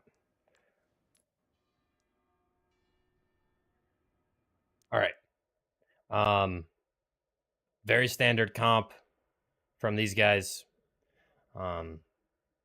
the Maga plus the Fara cast, super standard. But Timeless goes for the Ramatra with the Tracer. This comp should just lose straight up. Like, there's no contest. This comp should just get flattened by the Maga comp, especially since the Maga comp is actually really good on this map. Take their initial setups. So the Maga comp is notorious for being a brawl heavy team, but in reality, you want to get your cast set up on angles. You want your Far to get set up on angles, and having the cast rotate like this with Rack is really good. You can keep your Kiri safe back here, has direct LOS with the Maga. Your Farah can play up here, peek around, put down pressure, come back, and is in direct LOS of your Kiri. Very good setup to start with. And then PGE can threaten this, forces all of these guys to back and give this space. So now NRG Shock have control of probably, I'd say, this area roughly. So they control all of this area, which is really good. And they've just started the fight. They've just started their engage. So really good start from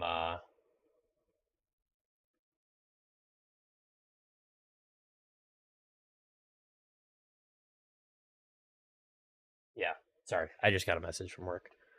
Let me respond to this real quick. Sorry, guys.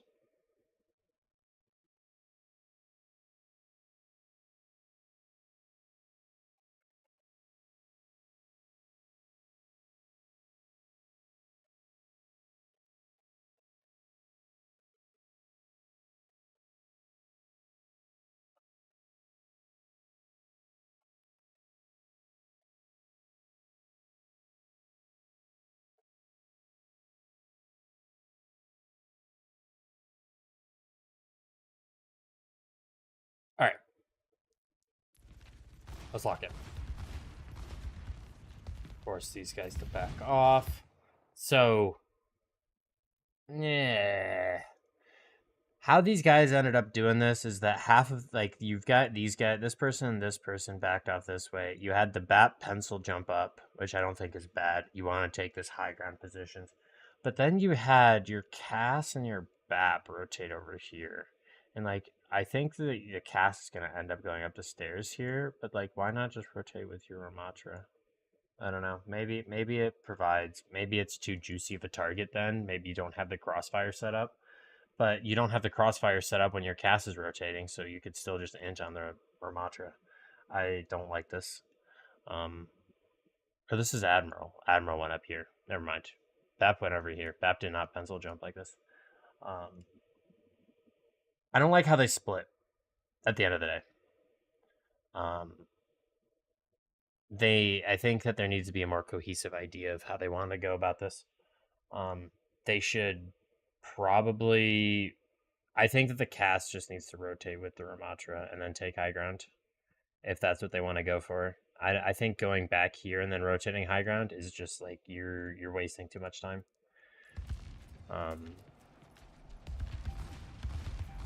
Holy shit, actually, he made that rotation really quickly. Never mind. Maybe I'm just smoking.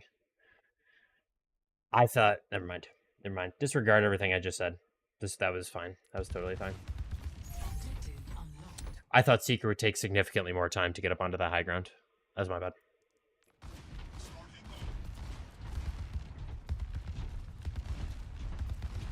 With that being said, though, I think Shock definitely could have taken the opportunity while Seeker was rotating to look for an engage onto Aerial. Scissors goes around the back. They hit a slam on Aerial, and then the pinch between the Maga and these people from over here, and then the Farah. I think you probably could have killed Aerial, at least forced Lamp, Amp, all of the things. Or yeah, I'm looking at the right team. But yeah.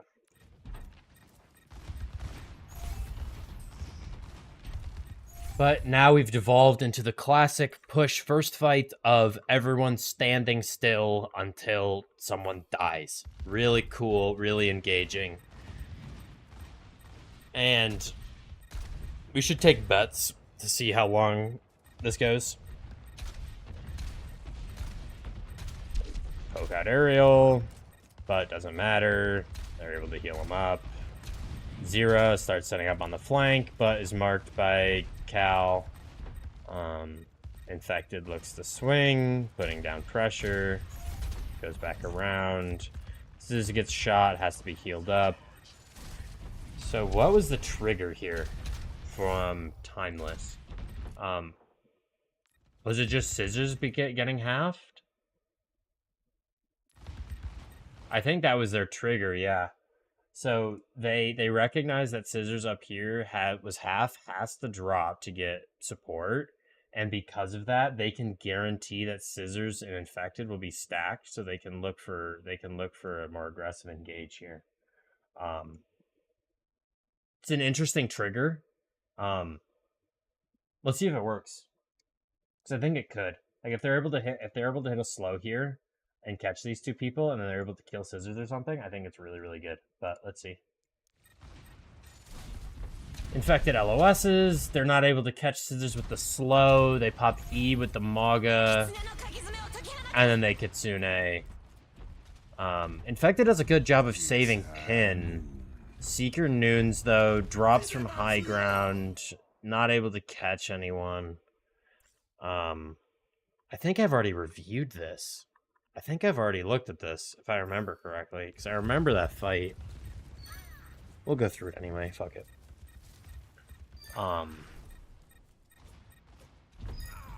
Let's go back. It's high noon. So Seeker goes for this, goes for the drop. Scissors times it, so that as he's dropping, Scissors goes up, is able to hit a direct on him, and then eventually kills him.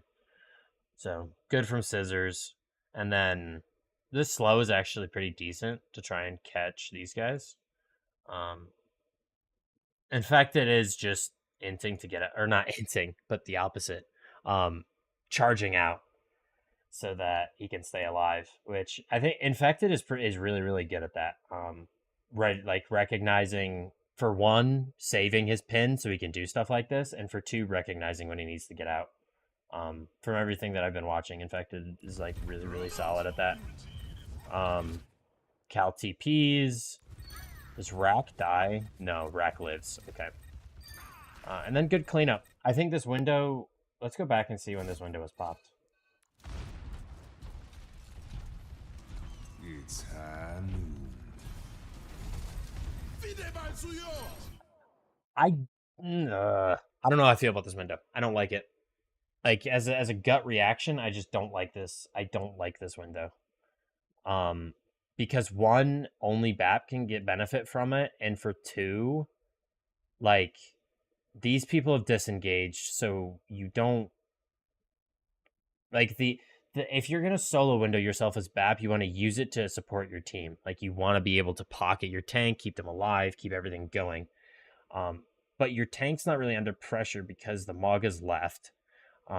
Your High Noon has just died over here. So it's not like your High Noon was up here, it popped, and then your cast could rotate to you so you can get value from the window. Your cast like dropped off, so he's dead. But no one else can really get value from this window. And if any of these guys wanted to push this way, for example, push Rack Attack and kill him, this window is useless. You can't help any of these people with this window. And although Bab does a lot of damage through window, it's not enough to kill these guys. It's not enough to kill Infected. So I don't like this window. I think this window's bad. Because, like, yeah, Ariel swings the corner to try to push aggressively, and now this window is pointless. Yeah, that window is bad.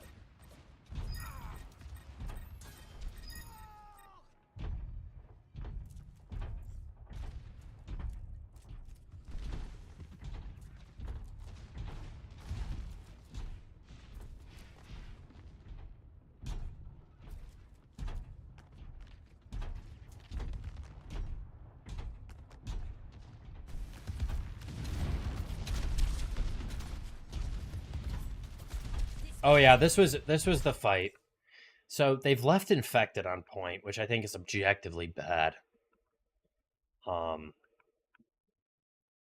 I would much rather they put like Cal here, because like if they dump Cal on the objective and then they have infected up here, like as soon as there's any kind of pressure on the point, Cal can just TP away and then they can take the fight at this corner or just at the bridge in general. Um, but because Infected's on the objective, these guys are going to be able to just walk past him and go at his team and kill everyone. Or I don't remember which. I don't remember which happens. But there's two options. They can go here, or they can just go to poke out the Maga, and you can't really do anything as the Maga because you're so alone and so isolated. So Maga should not be the one pushing the objective.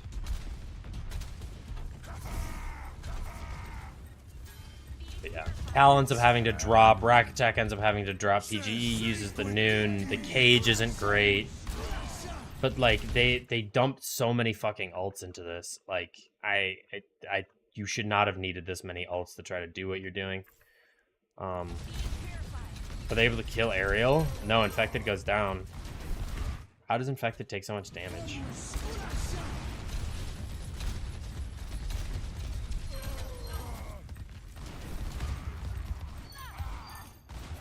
Yeah, and it just gets scrappy, and then once it gets scrappy, you always favor the defending side because they've got better spawns, and it's like...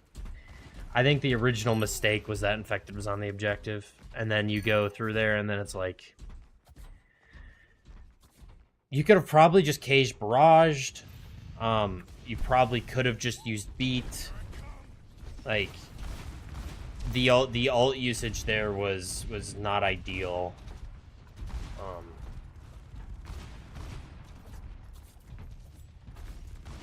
Yeah, so coming into this, slight ult advantage for NRG. I don't like that. I remember that one. That was a bad fucking barrage. Like that's, I don't. As soon as they rip High Noon, you've got to cancel this. I don't think like even if that's the plan, I think it's from a bad spot. Because Seeker rips the High Noon because he knows that all of these people, these two, he doesn't know it's just two. For all he knows, it could be the entire team coming out of this door. But for these people, they've got to cross this much distance to be able to do anything. And in that time, you can probably get a pick or something with the Noon. So I think the timing of it is good. And it looks solid. But this barrage is just like... You've timed it so you've got the damage reduction and the lifesteal from it. But so does Seeker. Plus, with the Suzu, Seeker doesn't take any damage. And then Suzu is late onto Scissors to protect him from the Noon. And it's just bad overall. It's a good slam from Ariel. Yeah, this is the bad fight.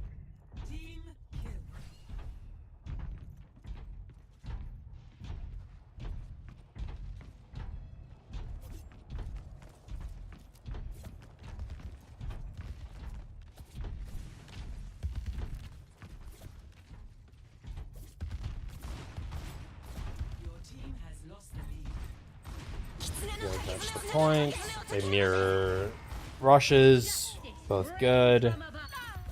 Zira, what are you doing, buddy? I think this is the same problem that Scissors just had. I don't like in these comps. You've got the with the Maga Casvara.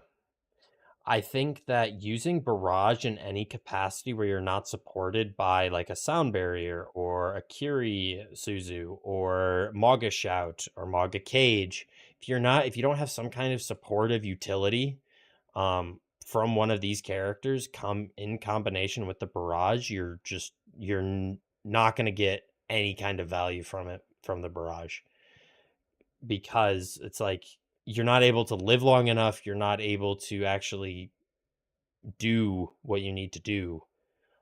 Plus, you're not waiting for any of these things to expire. You're not waiting for cooldowns to come out.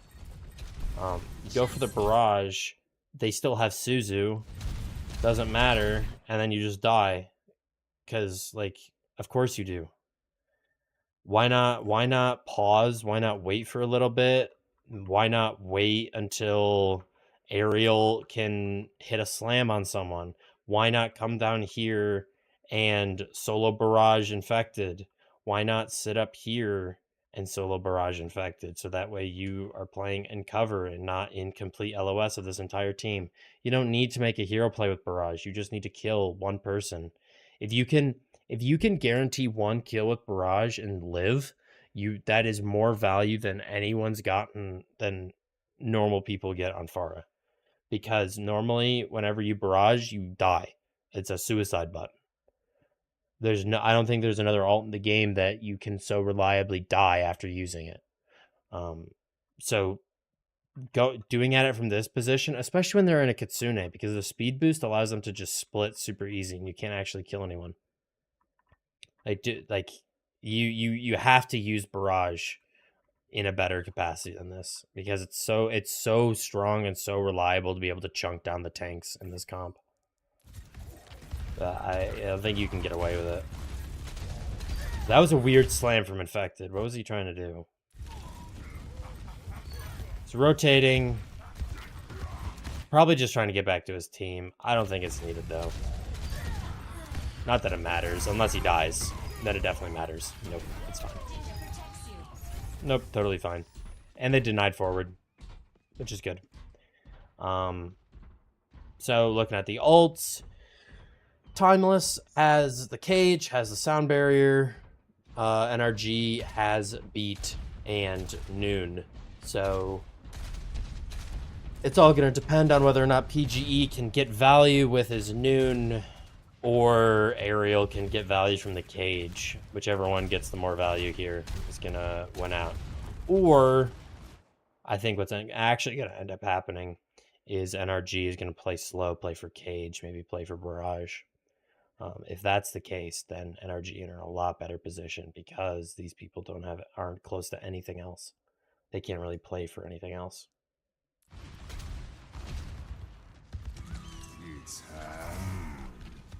You go for this like a noon play.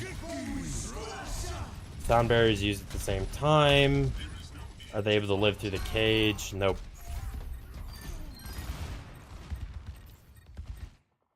So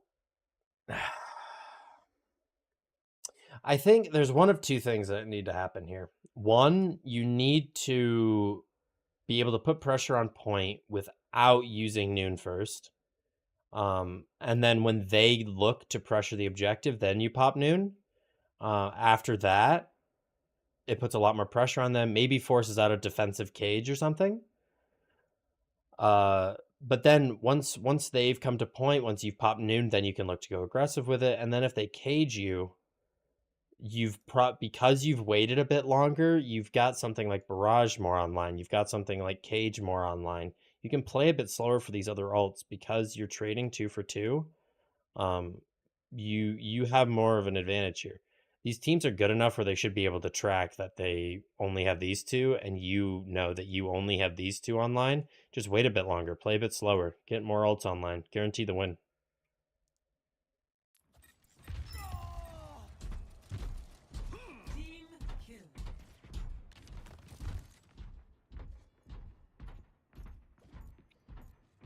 But now going into this fight, you've got Cage, Barrage, other teams coming up on Barrage and Noon. Let's see if Scissors can actually do something with the Barrage this time. Hopefully you can combine it with the Cage, and everything will work out. But both teams really trying to use this bridge as a staging area, and what they want to fight over, which is good.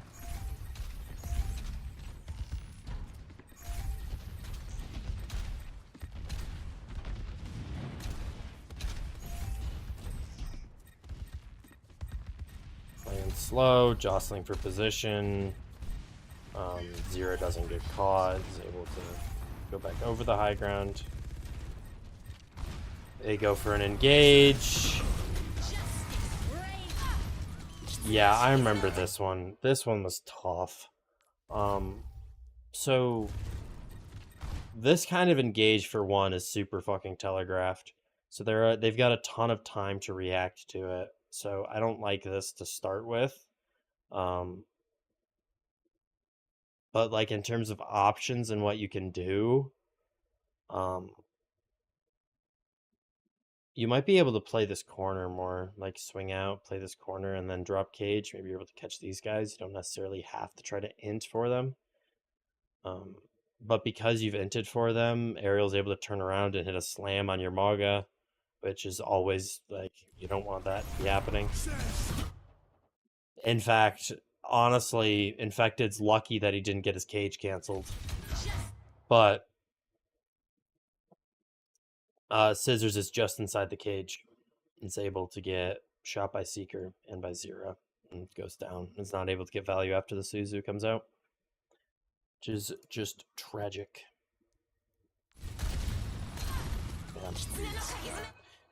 Because if Scissor barrages just a little bit further back and is completely outside the cage, Seeker's not able to shoot him, and Zera ends up dropping into the cage and getting caught, so Zera wouldn't be able to pressure him either.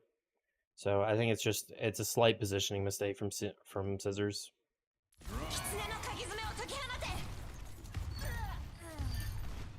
But they use Kitsune. Are they able to turn this? It's just the Maga, and Maga gets out. So good recognizing with the Kitsune being able to win that. And you're actually pretty satisfied with that, no? You've used these three, traded them for Noon and Kitsune, and now you're walking into a barrage potentially, and then maybe you've tracked that, like, then you've got to deal with these three with these two. I don't think that's horrible. Probably not your most ideal thing in the world. But I think it's not bad. Because you can use Noon to try to, like, if you separate your Noon from the cage, you can try to pressure the cage plays. Zera is going to be barraging the cage because they've been doing that pretty consistently. So you can pretty much guarantee a kill on Zera. And then you've got beat to sustain in the cage, or to mirror in their beat, which I think both are fine.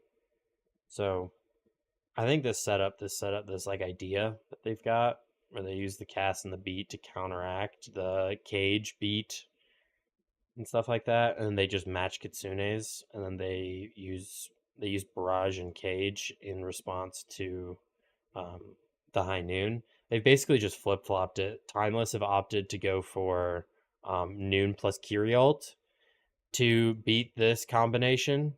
And then they want to match Kyrialt, or NRG wants to match Kyrialt, which I think is good. But I think that the setup from Timeless is better on paper. Because using Kitsune to break the enemy cage is just so fucking unbelievably busted. It's so good. Because your Maga shoots 2 times as fast, you get your cooldowns twice as fast, you can just break the cage and then win. So I think the setup, the idea here from Timeless is better. I don't know if it's a conscious decision or just how the alt rotations turned out, but I think the way that Timeless are playing, it's better. So they've actually put Cal on the point now, which is how they should have done it to start with. They're not able to take lead, which is unfortunate. But they still want to fight over this bridge. Swing out. Look to force Ariel into a corner, which they've done pretty effectively. Then they go for Noon. Very nice. They're able to catch Admiral. See, these are barrages that I like more. So they've done a great. NRG has done a great job of they take this wide angle and then force Ariel to take cover, and then they've got Scissors shooting in the back, and then they rip the Noon to try and get the kill here, or anyone swinging out here to try to help, in this case Admiral. And then they're able to catch Admiral between the Noon, and then Infected follows up and kills. Ariel pins out, and then Zera uses this opportunity of Ariel disengaging Zero knows that these people are going to want to push aggressively, and playing in this little corridor here, you're able to pretty safely barrage, and you can guarantee at least one and potentially two while in cover and make it pretty difficult for them to follow up and kill you.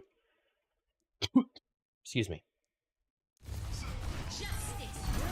But with the Suzu, you're able to poke them out, and plus I think you with the Cal's able to kill you from longer range.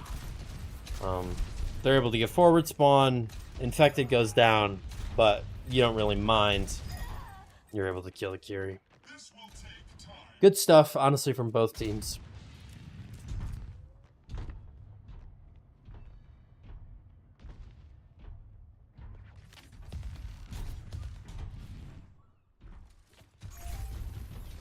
NRG just backs off, plays bridge. I think that's the best play that they can go for.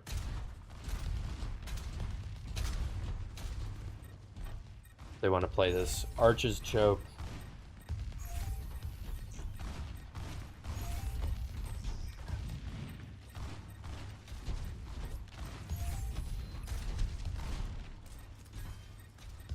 There's Suzu. Is that going to be a trigger? Not yet. But they definitely have it in mind.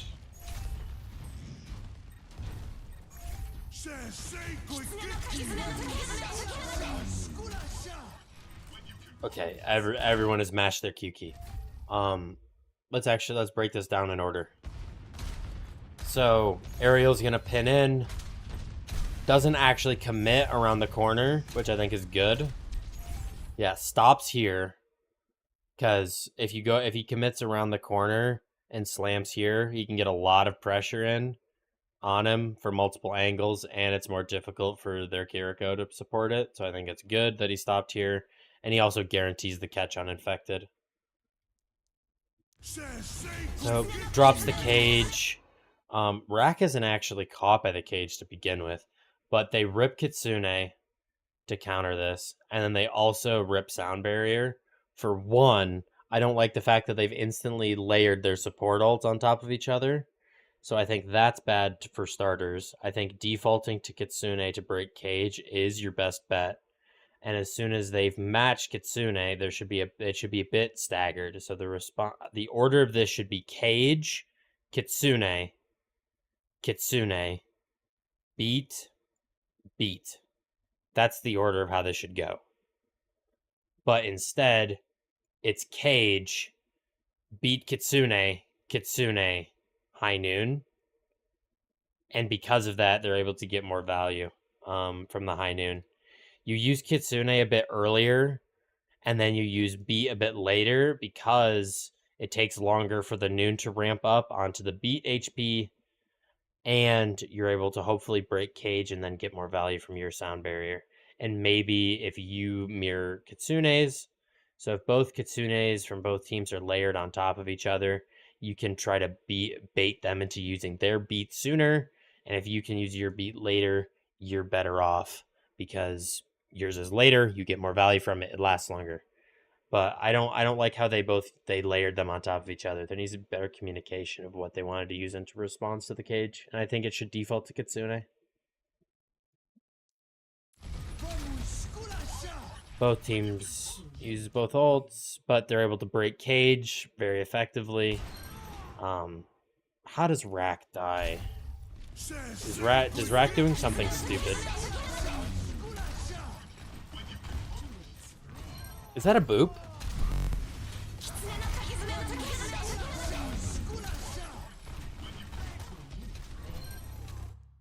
I can't tell. Is that a boop from Admiral?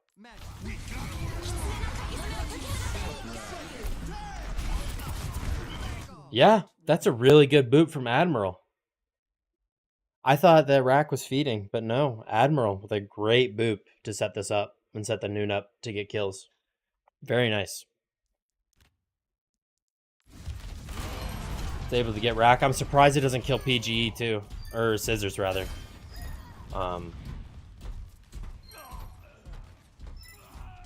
PGE kills Seeker. Alright. But that was a very, very big ult fight. Both support ults from both teams are used. We've got the barrage, but not quite online. Barrage on both sides, but the difference being NRG has Cage coming up. They've got Noon coming up, and the only real ult that Timeless has is Barrage. So it's gonna be this fight's gonna be rough, and the next fight's gonna be rough because they also haven't gotten checkpoint.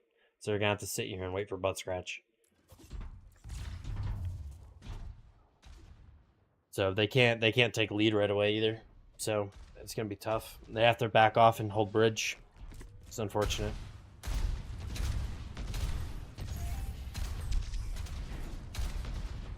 So same kind of setup. How did they go about doing this? Do they want to bait them into fighting in the choke? They don't really want to fuck with the high ground, which I think fair. It's totally reasonable. So they go aggressive here. I don't know if you needed both. I would have liked to see them save one of these DPS ults.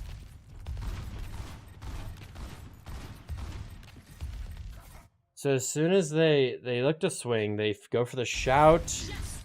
They go for the solo barrage. I think the solo barrage in and of itself is fine. I don't think you need the Noon. Realistically, the Noon doesn't do anything once the barrage kills the Maga. Because like the both of these ults, the way that they were used, they're used for the same function.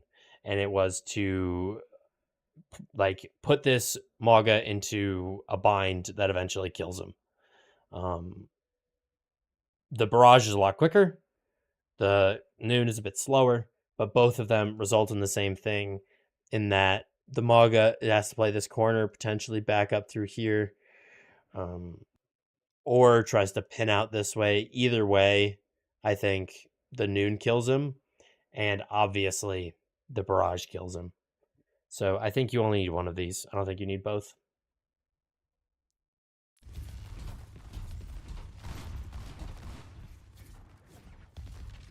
And the barrage from Zero is a bit questionable as well, to be honest. But I'm not going to comment on it too much because you're just trying to equalize. You're trying to level the playing field. And you just get punished. Not the end of the world. It's the only ult you had as well, so... If any, actually, that might make it a better argument for them to have saved it. But... See, if you're timeless here, you want to play slow. You want to guarantee a fight win with Cage. If you've got your ult tracking right, you've tracked that you're pretty similar pace on Kitsune, and they're going to have high Noon up about the same time as Kitsune. You should be able to track that. Both of the Kirikos have been pretty on pace with each other, so you can use that information as a benefit. So you need to be aware that your Cage is probably going to be countered by a Kitsune. So one of two things has to happen. One, you have to play aggressively with your Cage, look for value before they have Kitsune, or you have to be prepared for your Cage to break immediately, and you have to have a response for their Noon. So you need to, that's what you need to play for. So there's a world where you drop Cage, put the Cage down, they Kitsune, you Kitsune, Cage ends up breaking, but they rip Noon in the process, but you've saved Pin, maybe you go for a slam onto the cast. You need to have some kind of plan to deal with this, because you're technically at an ult disadvantage, I would say, because of how well Kitsune beats Cage. Like you have to look for something. You could also try to isolate someone with Cage. Like if you get an individual, like for example, if you catch a Lucio or you catch the cast or something like that, and you can actually kill them before the Kitsune actually arrives, that's also a win condition. But if you catch the Maga in the Cage, you're probably looking, it's pretty neutral, honestly, because you're mirroring Kitsune, so the Maga actual 1v1 is pretty even, but the Cage just will die. So it's pretty even at that point. Are they able to kill Seeker? Nope. But they're going to play slow here. Try to build up their other ults. Both teams want to play for that. Both teams want to play for their Kitsune. 10 seconds. They want to play for Seeker to get high noon as well.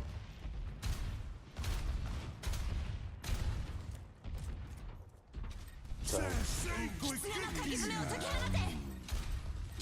They actually saved the Kiri ult. They greeted a bit more. They able to keep Infected alive. Yep. That was very well played. I don't actually know who wins this, but the ult layering from Cal was really, really good. Maybe waited a bit too long, if anything, but the idea was there, and the idea. So you cage, they Kitsune, you knew they were going to do that. They high noon right away, so you can't really pin them out of it. Scissors goes to go aggressive. They see the Kitsune, or the Suzu comes out. Once you've Suzu'd, and they actually pull the high noon and do a shit ton of damage to Infected. I think that's the trigger. Or them using Suzu was the trigger, so that you can get Suzu up faster. But you're able to punish Zera, who's trying to punish Infected. You could have probably Kitsune it a bit earlier, and maybe Infected lives. Do you win this if you're NRG? Mirror beats, PG has noon. Yeah, you should win this. Yeah. Yeah. Good layering. The fact that you did have all these other ults, I think, makes the layering a lot better. I didn't realize that they were coming up on all these. So the layering actually is really good, I would say. But yeah, good win for NRG. All right, let's bring up the other code. We've got this one and one more to go over. Got New Junk City. All right. Let me change the teams around because they're flip-flop right now. NRG Shock should be timeless, and they should have 2. And then timeless should be NRG Shock. G Shock. Shock. And Shock should have 1. Okay. Looks good. All right. Let's keep going, actually. I don't need a break. So, mirror match right from the start. Pretty normal, honestly. I'm kind of surprised that Timeless didn't opt for the Venture Genji comp, because I feel like the Venture Genji can get a lot of value on this point in particular. Because you can play for these quick engages. You could probably path through here and then look for an early engage. Stuff like that. You can get like your Genji set up here, pretty decent. And there's not a lot of spots for the Pharah to play that can really abuse the high ground capabilities. The only real spot that they can stage from is this high ground, or just with team. But at that point, it's like, you know where she's coming from. But we roll out with the mirror. So I think in terms of this mirror, I think I give NRG Shock the edge. And they end up winning this map because it goes to 1 more. So let's see how quickly they end up doing it. Lots of poke on Infected to start with. Both teams rotating, trying to keep their distance to start with. Boop used from Scissors. Both teams poking. PGE swings a bit wide, almost gets caught. Infected goes to the objective. That should not be Infected's job. Yeah, this is really bad. This is really, really bad, I think. I think this needs to be Rack or Cal. The reason for this being that if Honestly, Scissors could do it too. Like Scissors drops down here, maybe plays like right here and touches the objective. Because Infected's on point, everyone on Timeless can look to just walk. Because it's really, really hard, especially since these people, the default play whenever there's an engage is to pull. So these guys tried to pull away from them. But because they pulled away from the stairs over here, Infected has no way of reaching his team and regrouping. So he just kind of has to sit on the objective. And because of that, they just end up losing. And Ariel's able to get a free engage. And they Timeless should win this. Yeah, because you see the rotation. Infected can't really help his team. Just tries to cap the point. The fact that Rack is able to kill Seeker is kind of insane. But like they don't even get flip here. Honestly, the disengage from Shock was really, really good. The fact that they were able to trade Seeker for Scissors was like more ideal than you could have hoped for. Yeah, Ariel goes for another engage. They actually get the flip this time, but it's gonna be really hard to sustain this, I think. They actually miss the pin, but they're still able to get PGE. Infected's just not been in this fight the entire time. Looks to stall the objective. Yeah. Infected can't be the person going to the objective. Like, that's just not how you want to play that.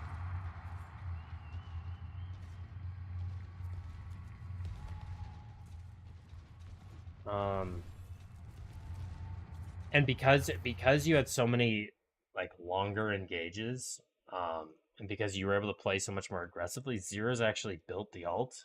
Scissors is nowhere close. They've got Kitsune way ahead of Cal. And then everything else is... PGE is ahead on Noon, so that's good. But, like, they had... The fact that they've got Barrage here is insane. The fact that they've got Kitsune here is insane. So, like, any kind of walkthrough here, like, if they try to walk through this door, if they try to walk through this door, you can have the Pharah set up in a position to barrage them as they're walking through, or you can hit them with a Kitsune as they're trying to walk out either of these doors. Like, you're in a really, really good spot if you're Timeless.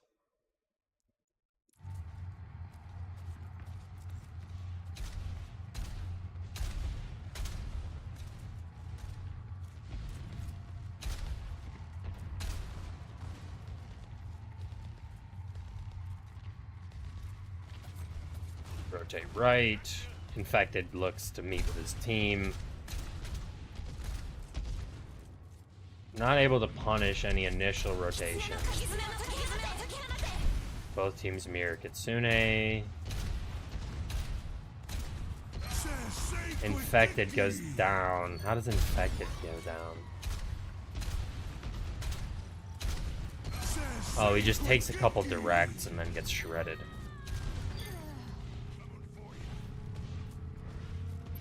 They're not able to flip, yeah.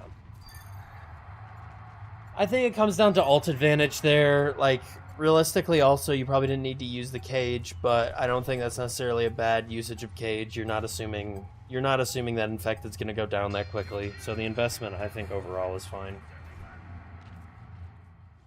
Next, flashpoint, junkyard. All right, but now ult advantage significantly in the hands of NRG. Let's see what they do with it.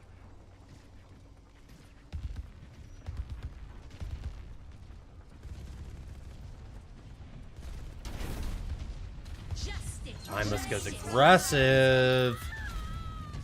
Good play. Good play from Timeless. Going aggressive here, like as they're rotating in, normally you don't really want to force fights to happen before the point's unlocked. But I think I really like this one because if you just accept the neutral engage, just fighting where you normally fight, you lose because you know you have an ult disadvantage. So going aggressive here with the barrage play is really, really solid. Plus you're catching them in rotation. It's a pretty decent surprise. Waga goes in, beautifully timed with Zira, and aerial. The fact that Scissors use Barrage is sketchy. But they should be able to get the first flip off of this. Granted, I don't know if the percentage they're gonna get is worth the 2 ults, but we'll have to see. They actually put 2 on point to cap quicker. Good shout. All right, how much percentage can they get for winning this first fight? Because they've traded 2 ults for this. They need to get a lot of value here. PGE, good. Noon zones a lot of space. Then they use Cage. They Noon in response. Zero gets caught in the cage, and then they're just able to kill everyone. Yeah, I think they try to use Noon to peel the cage. It's just not enough. So so that first fight traded. So you traded Beat and Barrage for 42%. I think that's all right. And it's not the best, obviously. Like you could obviously hope for more, but I don't think it's horrible. And you lost to this combination of Cage plus Noon, so like it's not the end of the world. But I don't think it's ideal, honestly. I think, meh. I think it's better than nothing. Because if they take the first fight on the neutral, they just lose because they're at an alt disadvantage and they don't have Cage. So trying to roll the dice on that first fight is not good. So considering their alt economy, I think that was probably the best play they could make. But now Scissors has what the fuck? Scissors has another Barrage because you farmed it off that cage, and then Rack Attack saved Beat. You're in a pretty good spot if you're NRG, honestly. You should win this point. You can draw out the length of this fight a bit more. You basically only have to contend with a Kitsune. Go aggressive with Beats. Able to catch the Kiri. Are you able to stop the flip? No, you're not. It doesn't matter. So let's look at that actual engage. So they go aggressive here with the Beat. I wonder if they thought they were at an alt disadvantage. Probably not. But still. So they probably tracked that they were at least close to Kiri because their primary target was the Kiri. So they just inted with Beat to try to kill the Kiriko. Good. And then taking the fight out here. 1 surprise, 2 really good staging spots. So I think the overall idea and the plan is really, really good there. And the boop kills also help. Admiral does kill Rack, but because Zero ends up getting staggered because they flipped, not the end of the world. So you end up winning that fight with just Beat. Now you're coming in. Now you know they have Kitsune. You need to win this fight with just Barrage, or play slow and build your own Kitsune. One or the other.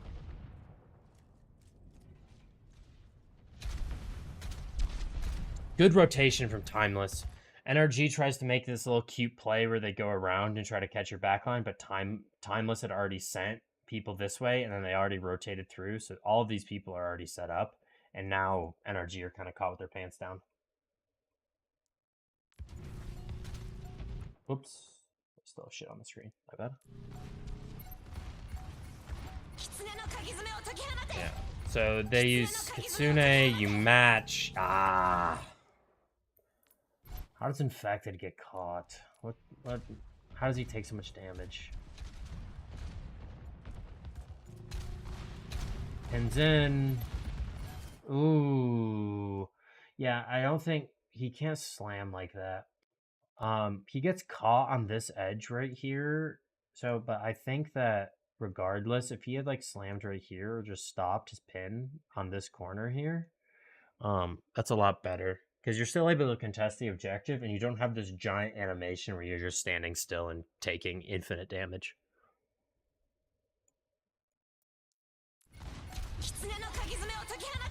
And then with the Kitsune, you just get poked and lose. Tragic. Do they invest any more into this? They're down 2. This is really winnable, actually. They should invest. They don't need to invest. Good clutch. That was really good. How'd they manage that? Infected dies. They mirror the Kitsune, which is really good. What's happening here?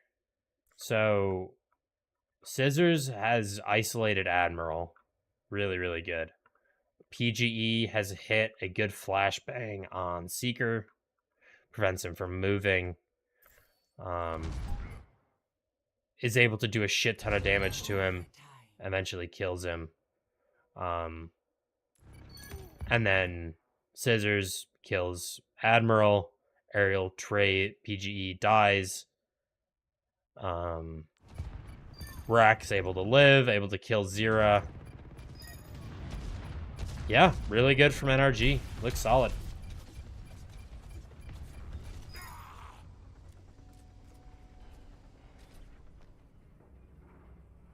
Where's the next point?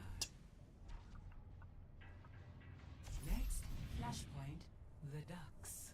Alright, we go into the ducts.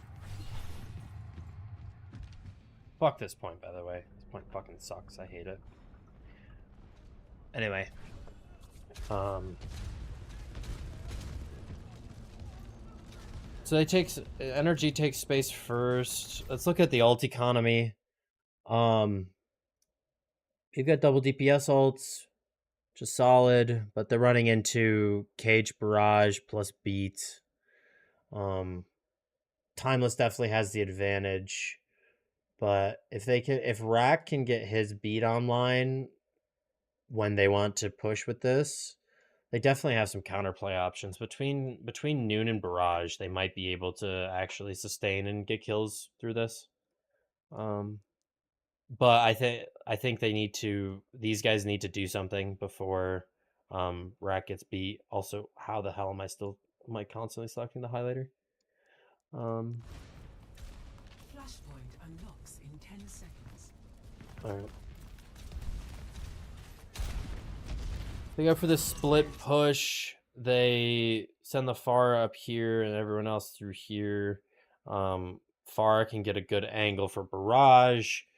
Aerial can charge in, drop the cage, and Zera's already in a really good spot that's on an off angle. They're not ready for. They use Noon.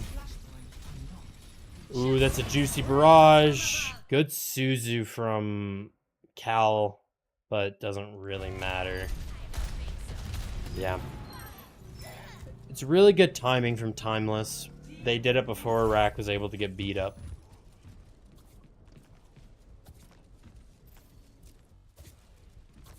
Going into this fight, though, let's take another look at the ult economy. Timeless has Noon. They've got Beat, but NRG's got Barrage and Beat, and they're also coming up on Cage.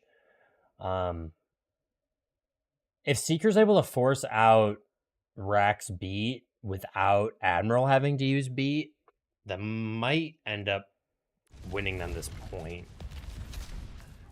But it will depend. NRG looks like they're setting up something very similar to what Timeless were doing in the beginning. And they've created this distance really good from Timeless.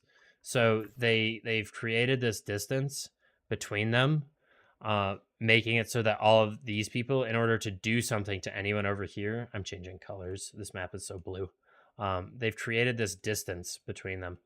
So if any of these people want to actually engage, they have to cross this distance, which, like, these people can poke, these people can poke. Everyone just pokes so much as they're trying to cross that you can probably get some decent kills, or at least force a lot of cooldowns and stuff. Plus, you've got High Noon to work with. You want to keep as much distance as possible when you're using that Noon. So you can probably pop it as they look to engage, and then Suzu Seeker so he doesn't get pinned out. We'll see. Yep, there's the Noon. And Infected just goes down. Yeah, really, really good positioning and really good read from Timeless. Very well played. In that position, they probably just have to beat engage, and they don't want to do that because they want to be able to use it to sustain in the cage and stuff. So, are they able to touch? Do they want to fight this? It's only 10%. In fact, it's going for it. They beat engage. I don't like that beat. I'll be so honest. I don't like that beat. Not one bit. It allows these people to cross for free. But still, like, your Maga didn't need it. Arguably, like, your Cass is up here, doesn't even get it to begin with. So your Pharah, who can cross this distance really, really quickly, and your Kiriko, who has a teleport ability, and your Lucio, who has speed boost and wall ride. I think those were the three people that needed beat to cross this distance the least. So I'm really not a fan of that beat, and allows Admiral to just layer on top of it. And Admiral's is way better. So now that they're actually fighting, Scissors goes for the barrage on Seeker, ends up working, but the Kyriel, they had to use a lot. No. So in that fight, they had to use 4. So you've used Cage to win. You used Beat. So Beats were traded. Kyriels were traded. They used Cage, but they didn't use Cage. And then you used Barrage. So you Cage, Barrage, and then match the portals. That's actually not horrible, to be honest. Like, obviously, I don't think I don't think the beat was necessary for one. Which then probably means that you don't trade these, or you don't trade these, one or the other. Because if you end up using beat later, you might not need to use Kitsune. Ends up being pretty shit for NRG though, because now they've got to walk into a Cage Barrage with no ults. Or they just have a High Noon to try to deal with it. That's going to be rough. If Scissors can hit a lot of shots and then build up a barrage, it's maybe winnable. But until then, or without that, it's going to be really tough for NRG to pull this out.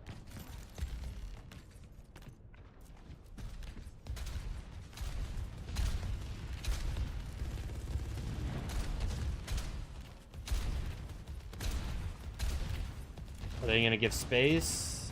Yep. PG. Okay, thank you. Giving space. Yep, this is good. Draining time down. This is now last fight. Regardless. So, pretty decent. Scissors actually done a decent job. He's up to 60. PG's at 80. But these two are still really, really close. So, I think it's going to be tough to try to win this. Admiral goes to touch the objective. Good. Rack Attack goes to meet. Zira actually goes to pressure the objective as well. Now, the entirety of Timeless is going to go down and look to pressure. PG's got the Noon. Speeds into the Noon. Very nice. Good play. So instead of staying outside the cage and trying to break it, they actually speed him in and then kill him. That's pretty good. That's pretty decent. PG goes down for it. Scissors does have ult, but he's 1 HP. Does he die?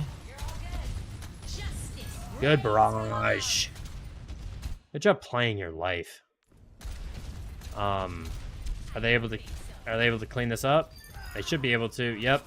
Very nice. Very, very nice. Winning for one, good play with the PGE. Noon, able to speed in, kill the Maga. For one, very good. And then 2, really good on scissors for 1, staying alive, and 2, being able to build up the barrage. Just allowed them to win. And the fact that you were able to win with double DPS ults versus cage barrage, like, you take that every single day of the week. Really, really good from NRG. Next, flashpoint, refinery. This map also sucks, to be honest. We'll see, though. Alright. So, they want to take main, potentially go into the yellow room. Alright, so they're rolling out yellow. Now, real quick, let's look at ult economy. We've got the double support ults versus noon double support ults. And then you're eventually going to come up on cage as well. So, let's see.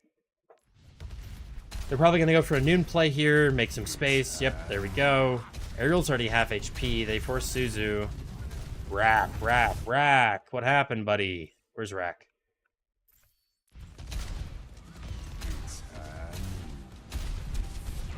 Ooh, okay.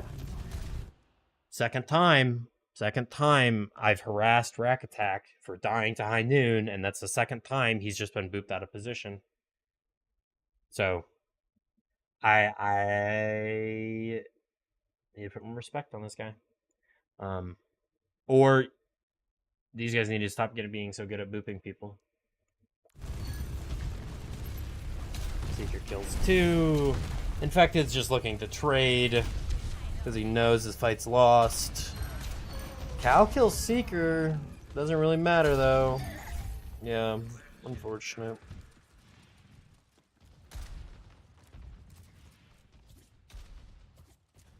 Alright, coming into this fight though, they've got Cage, double support ult versus double support ult Barrage. I think NRG are in a position to win here. So how this is probably going to end up going, I have not seen this map, so I have no idea how it actually goes. What probably is going to end up happening is they're going to look for a cage play here, and when they do that, they're probably this person's going to Kitsune. They're going to match Kitsune, and then one of these 2 people are going to beat, and then they're going to match. So then so NRG is going to cap. Then they're going to have to go up against Barrage.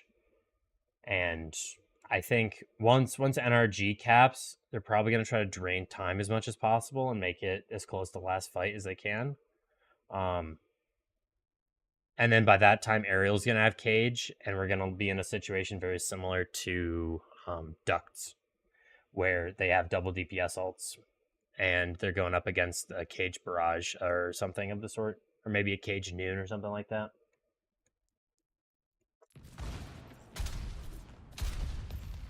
Skip ahead real quick. Alright. So, ooh.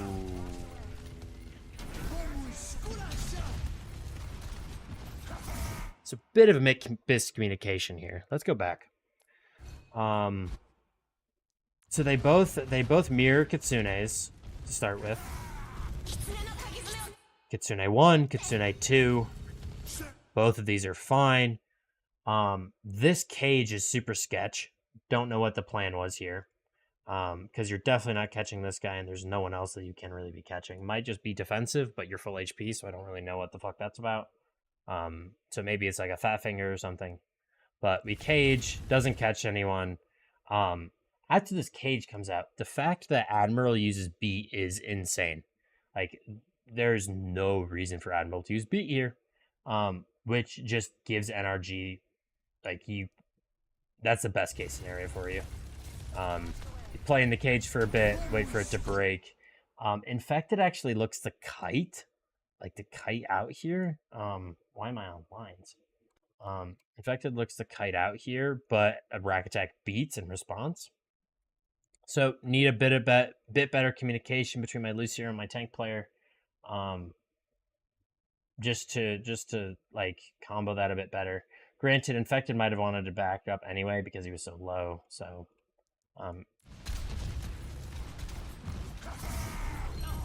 either way, I think this is a benefit. This is better for NRG. PGE uses new. They're able to kill aerial. But Timeless have stalled long enough so that if they cap this again, they can't recontest. So it's even worse than I originally predicted. So they've got a barrage, and they have to deal with Cage High Noon barrage. This is gonna be interesting. How do they do this? So Scissor's just hiding in this corner. How are they gonna do this? Seeker's 1, good poke. Are they gonna? Is Scissors gonna be able to catch anyone with this? Oh no! Fucking. Oh, Zera cleared him. Yeah, NRG lose this probably. Yep, they do. Alright. I don't hate the play. I think it's risky. I definitely think that you could have instead of clamping in this corner, you probably could have played a bit deeper and then waited for your team to call it, and then you peek out and then you go for your barrage. But I definitely think that going for a really early barrage is the only play you can really go for, because you only have barrage and you're going into Cage High Noon barrage. Either way, like you're a bit fucked either way. So Thomas cap this. There's no way for NRG to recontest. Let's go to next point.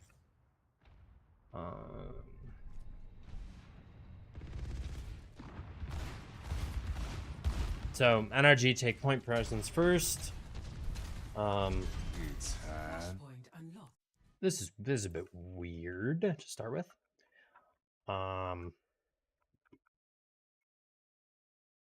Go here.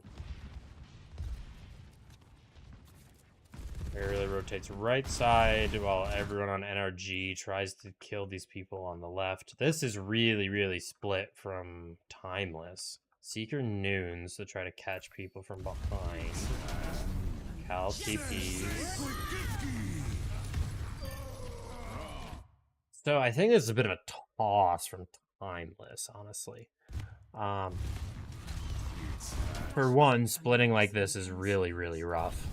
For two, Ariel actually cancels his pin here. If he doesn't cancel his pin, he might actually have been able to pin and kill Rack. Maybe he doesn't win you the fight, but it would have provided a bit more potential. But Ariel just dies in his own cage. Like, in terms of ults, these two were used really bad. Seekers, I think, was fine. But this cage is bad. The barrage that happened over here is bad. Like, I think this is just toss from Timeless, unfortunately.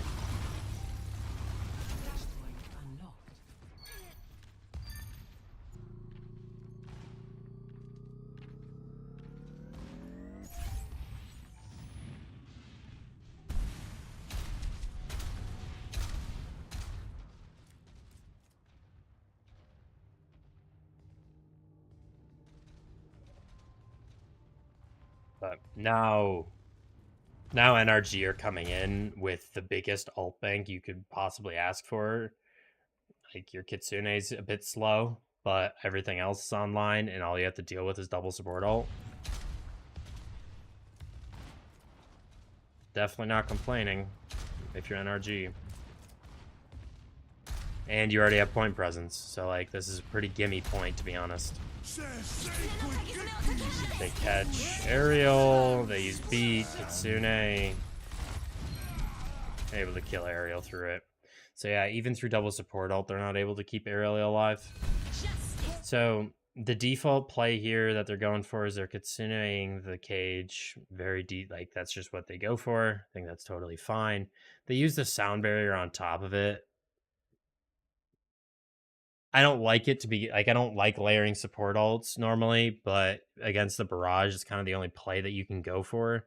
And you need to win this fight, because if you don't, you're in last fight territory. So I don't think that investing both of these is bad. It just, like, they have so many ults. You can't. They cage barrage, they match both of your support ults. or they match your beat. They don't use Kitsune because they don't have it. And then they also high noon. It's like super, super hard to win that. Infected goes down, but they stagger the Kiri. Oh, no. Damn. They tried it even further. So they go Genji Tracer just a touch. Like, they still have a Kitsune, too. It's like, this is rough for Timeless. Really, really hard to do anything here. Ariel's gonna go for the touch. 1 HP, goes down. Yeah, it's over. GG's. Well played from NRG. Bit of a toss from Timeless, honestly, there at the end. At the beginning of this point, they kind of threw it all away. Alright. Last map for NRG versus Timeless. I know NRG ends up losing this because Timeless qualified for World Cup, but let's see it. I'm actually going to take a break before this map gets too far, because I do need to use the bathroom, and I do need to stretch my legs and stuff. So I will be right back, and then once I'm back, we will get through this last map. So go B, R, B, and while I'm gone, I'll also change the names and stuff up here. All right, I will be back in just a moment.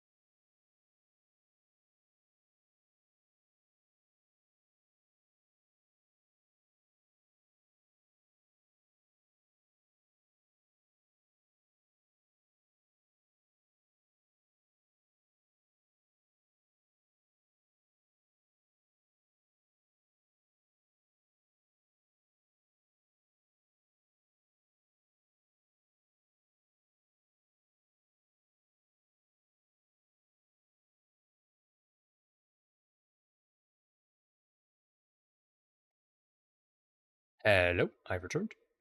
Let me get these teams set up. Sides are right, but Shock needs to have 2 points instead of 1. All right, let's get into it. Last map, map 5. Let's get this shit.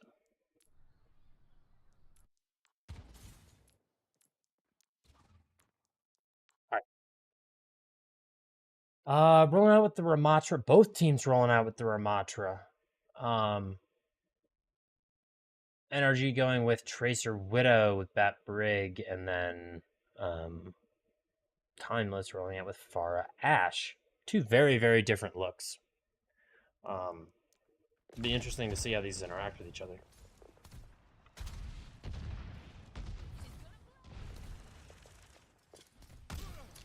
I traditionally like dive here, personally.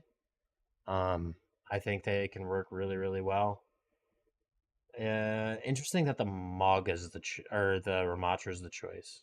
Um, makes some sense because your traditional poke team loses to the Ramatra. Um, but I feel like dive might do pretty decently. Like if you're a good enough dive team, I don't know. Maybe there's no North American good dive teams. Very possible, honestly. But initial setup here is totally fine. Timeless looking to take angles, get set up.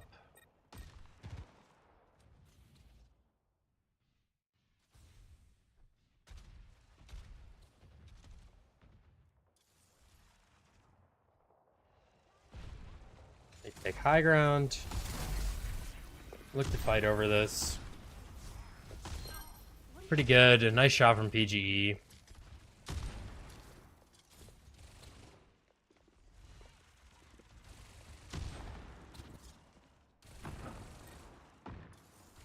I honestly wouldn't hate to see, like, while these guys are positioned up here, I honestly wouldn't hate to see some kind of drop from the people on high ground, drop down here, and then split the Brig and the Ramatra from the team. So you've got the Ramatra and you've got the Brig that was down here. You drop like to over here. You've kind of split them, and you can kind of create a pincer between yourself and then your Widow that's over here. You could even keep like Rack up here or something, or maybe your BAP and then Rack drops, something like that. Wouldn't hate to see that, but playing safe up here is the like non-risky thing to do. So not terrible. Timeless looking to retake this high ground again. They get across, all right. PG doesn't hit any of his shots. They go for this brawl. This is super weird, honestly. Good boop from Rack. Both Brigs actually booped their respective Ramatras down. I didn't point it out earlier, but Zero's on Tracer now instead of the Pharah. This is so weird. This is just, I've never seen this played like this before. So good shot from PG to open things up, but both Rams fighting over this corner here. You've just got like a Brig over here and then your BAP, and then you just fight over this space. You drop two shields like this. You put two slows on top of each other. Really, really strange. But then you fight over cart like this. Ramatra is gonna lose big form sooner. Let's keep watching. They keep pressuring, keep pressuring, keep pressuring. They are forced to use Lamp. Ariel stays alive. Tracer's looking to flank on PGE. They're aware of this. So Infected's looking to go high ground, catch the Tracer from the other side. Oh, wait. That's actually super, super creative. So Infected went up here, take this high ground, and then went to big form, and with the speed boost from the big form, he was able to slide across this and then get to the high ground back up here. It's super interesting. That's actually really cool. I know you could do that. Zera over here ends up killing PGE though. I think that's on Scissors, marking the Tracer. Unfortunately. But looks to pressure front line. Good.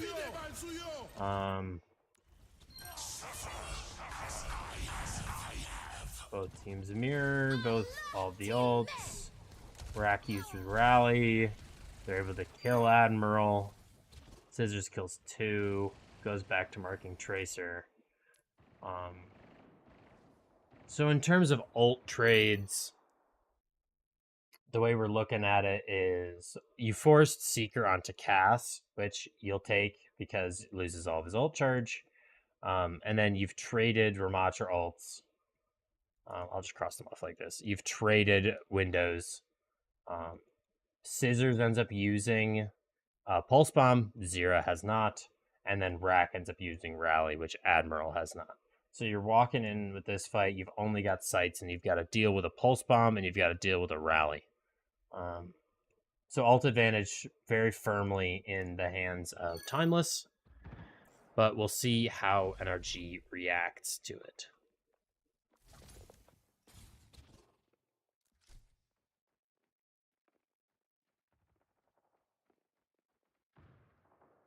Personne n'échappe à mon regard. Pop sites, buy some time, looking for some kind of pick. Not really getting it. Admiral doing a good job of protecting Seeker as he's trying to like pressure and take the duel. PG takes up his positions, but now you've got no ults or running into the pulse rally. And with going up on high ground here, one, you've zoned out the Widow and given her much worse angles to look at. And also, you're kind of trying to bait these guys to drop down and contest you. Because if they do that, you just pop rally and you win the brawl. So I think this pathing is really good. And the game plan that you've got to start with also very solid. PG has to drop, has to look to rotate. They're keeping a close eye on where PG is. Ariel takes a headshot. They look to brawl on cart. PG has to fight close range with Seeker. Ariel's running at him. Pulse doesn't get any value, but was landed on Infected, and everyone's fucking shooting Infected, so Infected's probably gonna die here in all likelihood. Yep, there he goes. Cal drops a window on high ground. I don't know what the fuck is up with these bat players dropping windows for themselves and then immediately dying, or after their team's already dead, but whatever. I think that comes down to ult advantage, honestly. The presence you were able to apply to the point with Rally is kind of unmatched, to be honest. They actually want to go and fight over this point. Cal goes to the Kiri, Infected goes to the ball. Forces out window, which is pretty good. PG kills BAP. But you're probably... Are you able to switch spawns? Yes, you are. Good job. But they go to the Ramatra. They go back to the BAP. Both unsurprising, to be honest. Let's see, though. Both teams look to take high ground. What happened to Rack? A bit far forward. Totally fine, totally fine, totally fine. Oh!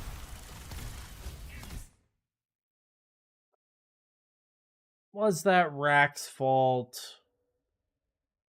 That might be a stretch. That might be a stretch. Because basically, what hit by one punch right as Rack swings, and then is hit by like Cass or someone else, and then another punch right away, and you just get basically two tapped. And regardless of even if you wanted to make the argument that, hey, Rack put up your shield, punches go through shields. I don't know if Rack. I don't think Rack lives regardless. It was just a good play from good focus from Timeless. Good pulse, but they lamp it. Doesn't really matter. That seems a bit of an overinvestment, if I'm being honest. I don't think you needed both of those. I think you probably wanted to stagger them a bit. Like, it's the same kind of, we talked about this on one of the earlier maps, but I don't think that you need to combo this aggression with both of these. Like, do one of, like, you can Ramatra ult, force all of these guys to respect the space, force them to back off a little bit, and then you pop the noon. Because that way you've got some more space. Everyone's out in the open. No one's using the cover. They just want to keep space from Ariel. And then wherever they walk to avoid the noon, Ariel can meet them. And you've got a Ramatra. You have to walk into a Ramatra ult, you have to walk into a noon. Those are your two options. But when you pop them on top of each other, you can kind of just kite.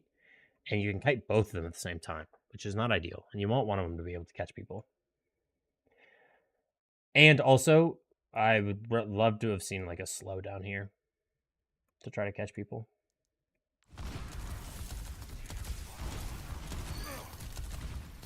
Didn't end up mattering, but I think in terms of like actual like macro how that should work, I think staggering the ults is a bit better.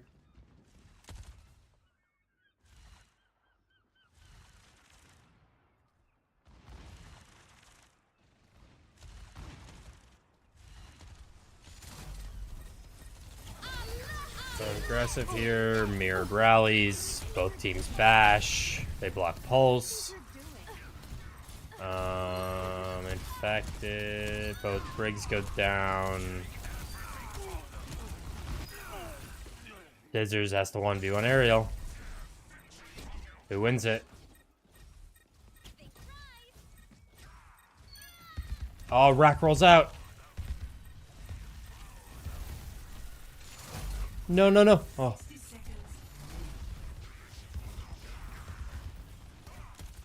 Ariel's really low. Can you kill Ariel? Come on, come on. Nice. Nice. Good job from NRG. Yeah.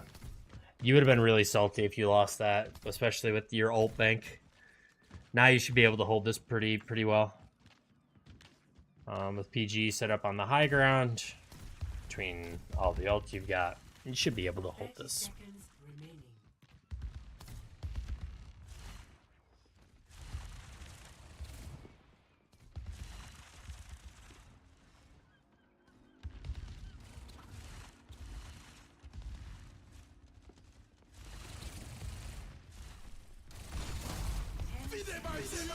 Window, noon. Noon doesn't get anything. Overtime triggered. Scissors. They pop noon. No way, man. What? What happens?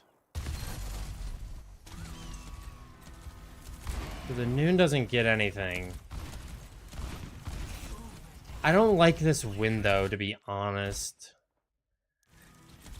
Like, this window is decent for contesting the point, but because all of these people are still up here, and because it's only Ariel looking to touch the point, there's not really anyone that is threatened by this window, because Ariel can just hide on this corner and just not care. While these people all are looking at PGE, making it really awkward for him to try and get value from his high noon. I'd much rather seen a window like maybe this. Or hell, maybe drop the window in front. Like, no, that's bad. That's objectively bad. But like maybe angle the window a bit better. That way you can. It still gets the value of looking at the cart, but also allows you to kind of swing and pressure this angle a bit more. I just think this window is too. It doesn't provide enough. But noon doesn't get value because of a good lamp from whatever your name is.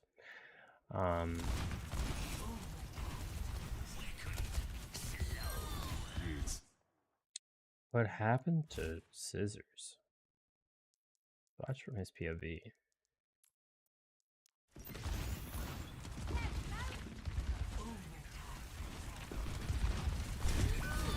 Oh, Scissors. That's so lazy.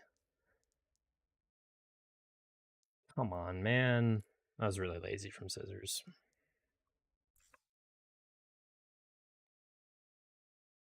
Like, the fact, like, just walking out here, why not just take one blink, sit on the cart, if that's what your objective is. If it's not, do your blinks up here, look for the pulse. Like, whatever the idea was here, because there's those are the two options that he was probably looking for, is either to just stand on the cart or look to set up for a pulse bomb on these people or a pulse bomb on the Ramatra. Either way, just blink to cover first. Don't walk out in the open in front of a window and a cast that shoots. Like, you're playing against tier 1 talent. This isn't like fucking tier 3 group match. This is map 5 of your qualification for the World Cup. Come on, man. But then they noon puts so much fucking pressure on these guys. Ariel jumps in trying to catch PGE. who is also trying to duel these guys. Really good collapse from Timeless, honestly. Good lamp. Ended up going off, and then Cal's kind of just left to die. Yeah. This was definitely a toss from NRG. Damn, that's tragic. The payload team kill. Fuck, man. That hurts so much more because NRG should have won that. That's painful. God damn it.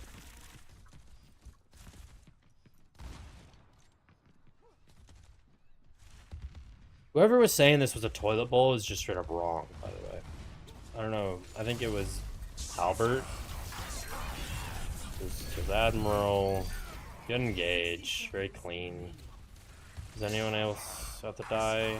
Ariel pops ults. This is no longer clean. This is very scrappy.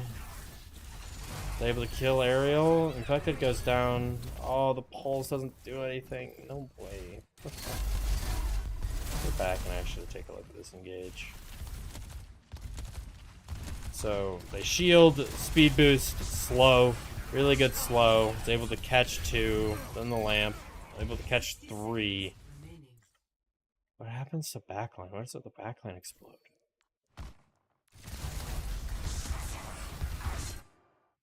Really good slow from Ariel. It's able to cleave down these 2 people, and then the tracer follow from Zira. Very solid. Very, very solid. And then just Rack isn't able to live. The read to be able to invest from Ariel's good.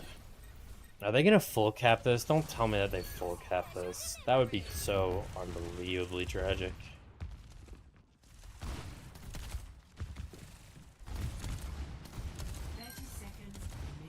PGE, what you doing, buddy? What the fuck happened? Where's PGE? Oh man, come on. They look nervous. Fucking lights got too bright.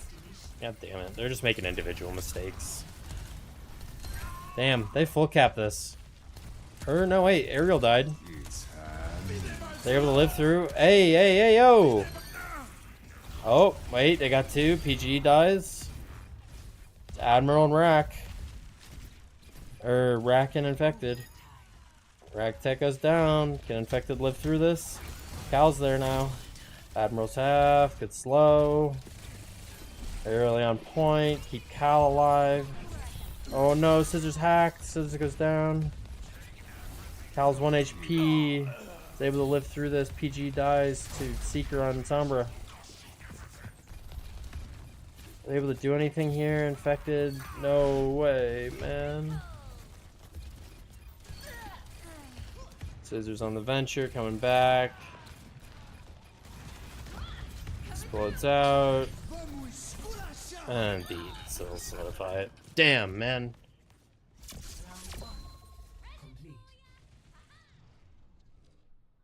Fuck, dude. Score.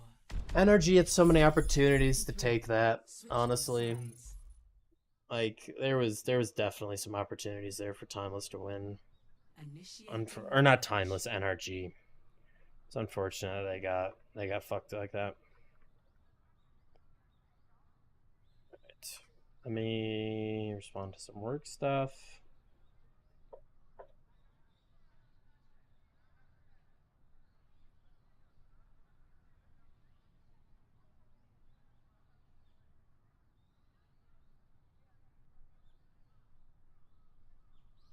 Ready for battle. Alright. Let's see this. I know NRG lose this, but I want to see how close. Ready for battle. Alright, so no Widow. Both teams rolling out on the mirror. Cast Tracer with the Ram. Oh, PGE, buddy. What happened? Where the fuck? Where is he?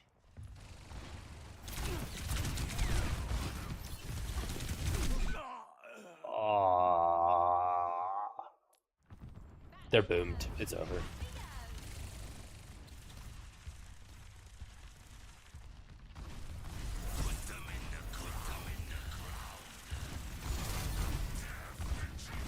You forced out big form.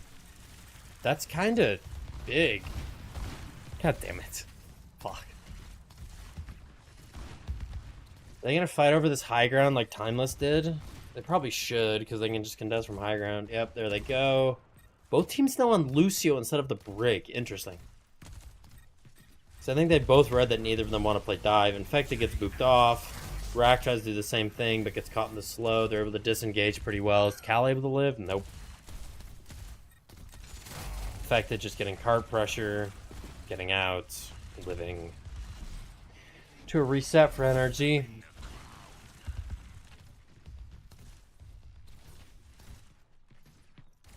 Scissors looking to sneak onto the objective. Backs off. Zero doing a good job marking it. They're able to cross to the high ground, fighting over this. Tries to go for the flash. PG gets booped. Big slow. Infected's up on lone. Oh boy, someone help Infected, please. Scissors eats it. Holy, wait. PG clicked a bunch of heads. PG gets booped. These guys all drop off. Someone needs to tell Infected that he's alone up here. Like, there's no reason for Infected to die up here. Come on, guys. But let's watch this from PG's point of view. He hits a couple things. Oh, whoa. Nice. The legend.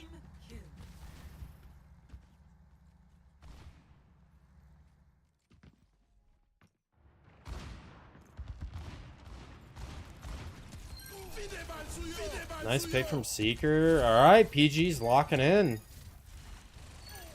And they lose this?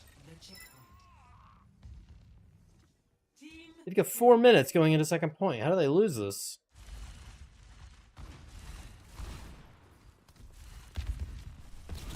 They hold up here. Good off angle from Tracer. And Seeker hits the noon.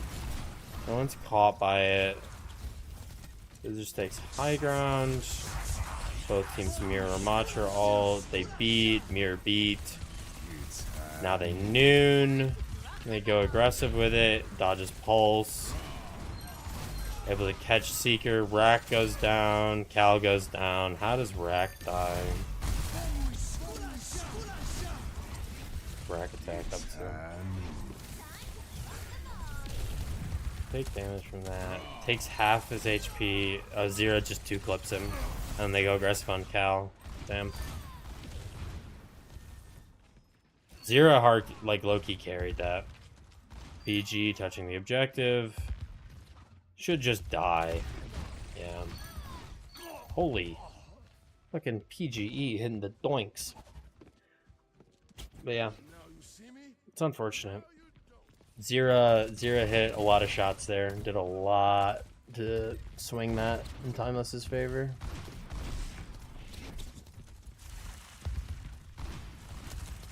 Looking to take low ground, just fight over the point. Cast Lucio going up to the high ground. Looking to meet. Rack gets booped down. Scissors touching the objective, playing on Mega. They opt out of taking high, go to low ground, it's fine. And then they loop back to high ground. What the fuck is this merry-go-round shit? And then they meet, window. They just disengage, trade out the cooldowns. The scissors stay alive. Yep. Seeker's 1 HP, not able to do anything about it. Good slow, good aggression. Not a fan of the window, to be honest. Good push, good recognizing that the BAP was vulnerable there. Good slow to start with. And then the drop, the aggression, you're just ignoring Infected, going onto his backline, cleaving on these people. Very, very good from Timeless. Yeah. Damn, dude.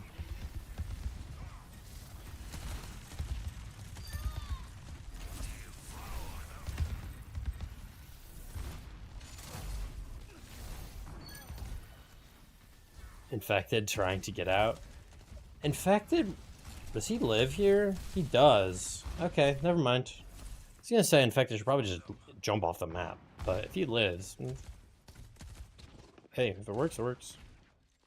Looking at ult economy here, going into this fight. Got the matching on Noon.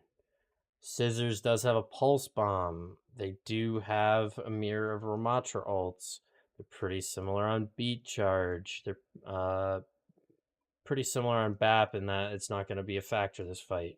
So biggest conditions here for winning is if Admiral can get value from his beat before Rack Attack can. If Scissors can get value from Pulse Bomb. Or if, because Ramatra ults are probably going to be layered. Cass ults, probably something similar. And then, so I think that is really going to come down to Scissors getting a good pulse or which Lucio gets actual value from the beat. And I think the ball's in Admiral's court because he's got more percentage. But let's see how this goes. Scissors sneaking around, touches the point, very aware. Goes for the Noon play, goes for the pulse. Nice! The pulse made the difference. Whoa, whoa, whoa, whoa, whoa, whoa, whoa, whoa. Infected, infected, infected. Come on, buddy. You don't need that. So good pulse. Breaks the lamp, does a lot of damage, allows the skulls to lock on for PGE. Is Infected low? Does he need this? I mean, maybe. No. He could have gotten away with saving it. That's a bit of a blunder. That's a bit of a panic. Trust your supports.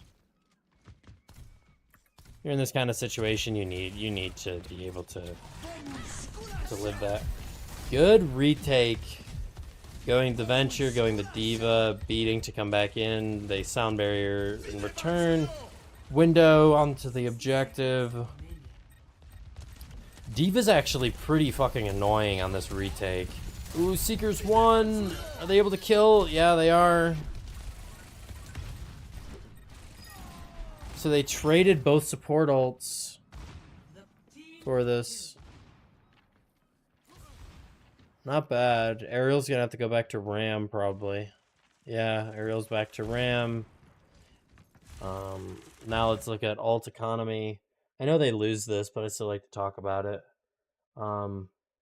Pulse Bomb's very similar. Infected has a big lead on Ramatra ult. Both support ults very similar. And then PG's got the lead on Noon. So overall, general advantage for NRG. But let's see.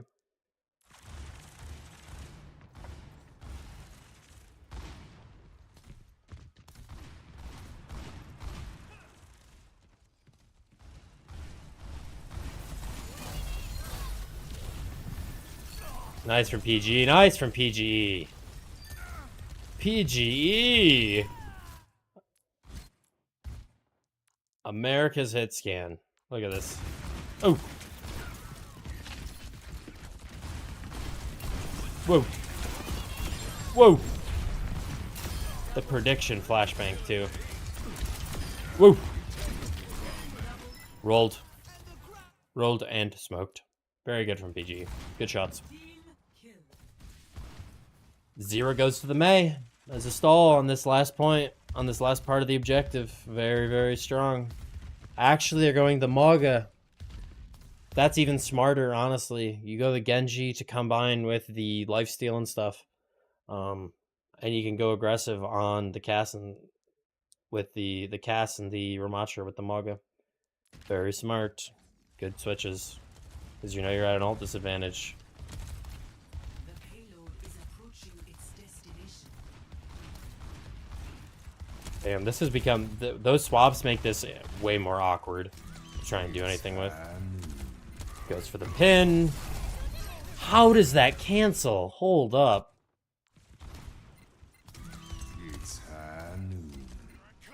Look at this. How does that hit, man? That's fucked up. There's the trade for the BAP. Infected has to just perma-block. Because Maga exists. They beat in return. Scissors dies the Seeker. Are they able to kill Seeker? Yep, they are. They're able to beat Sustain. Lamp comes out though, so they can't really do anything. They just have respawns. They can't do anything. They're on the Soj now. Decent. It's faster and does good against the Ram or the Maga. 30 seconds. Zero, no! Wait, what the fuck just happened?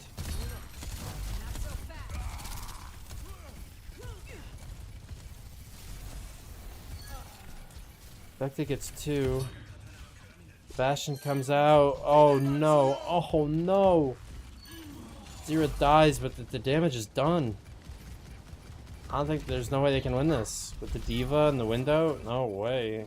Fuck, man. That was so, like, time was just clutched up, man. This was a super close match. 10 seconds remaining. I was thoroughly entertained by watching this. Damn. Is Scissors able to touch? Yep, Scissors touches.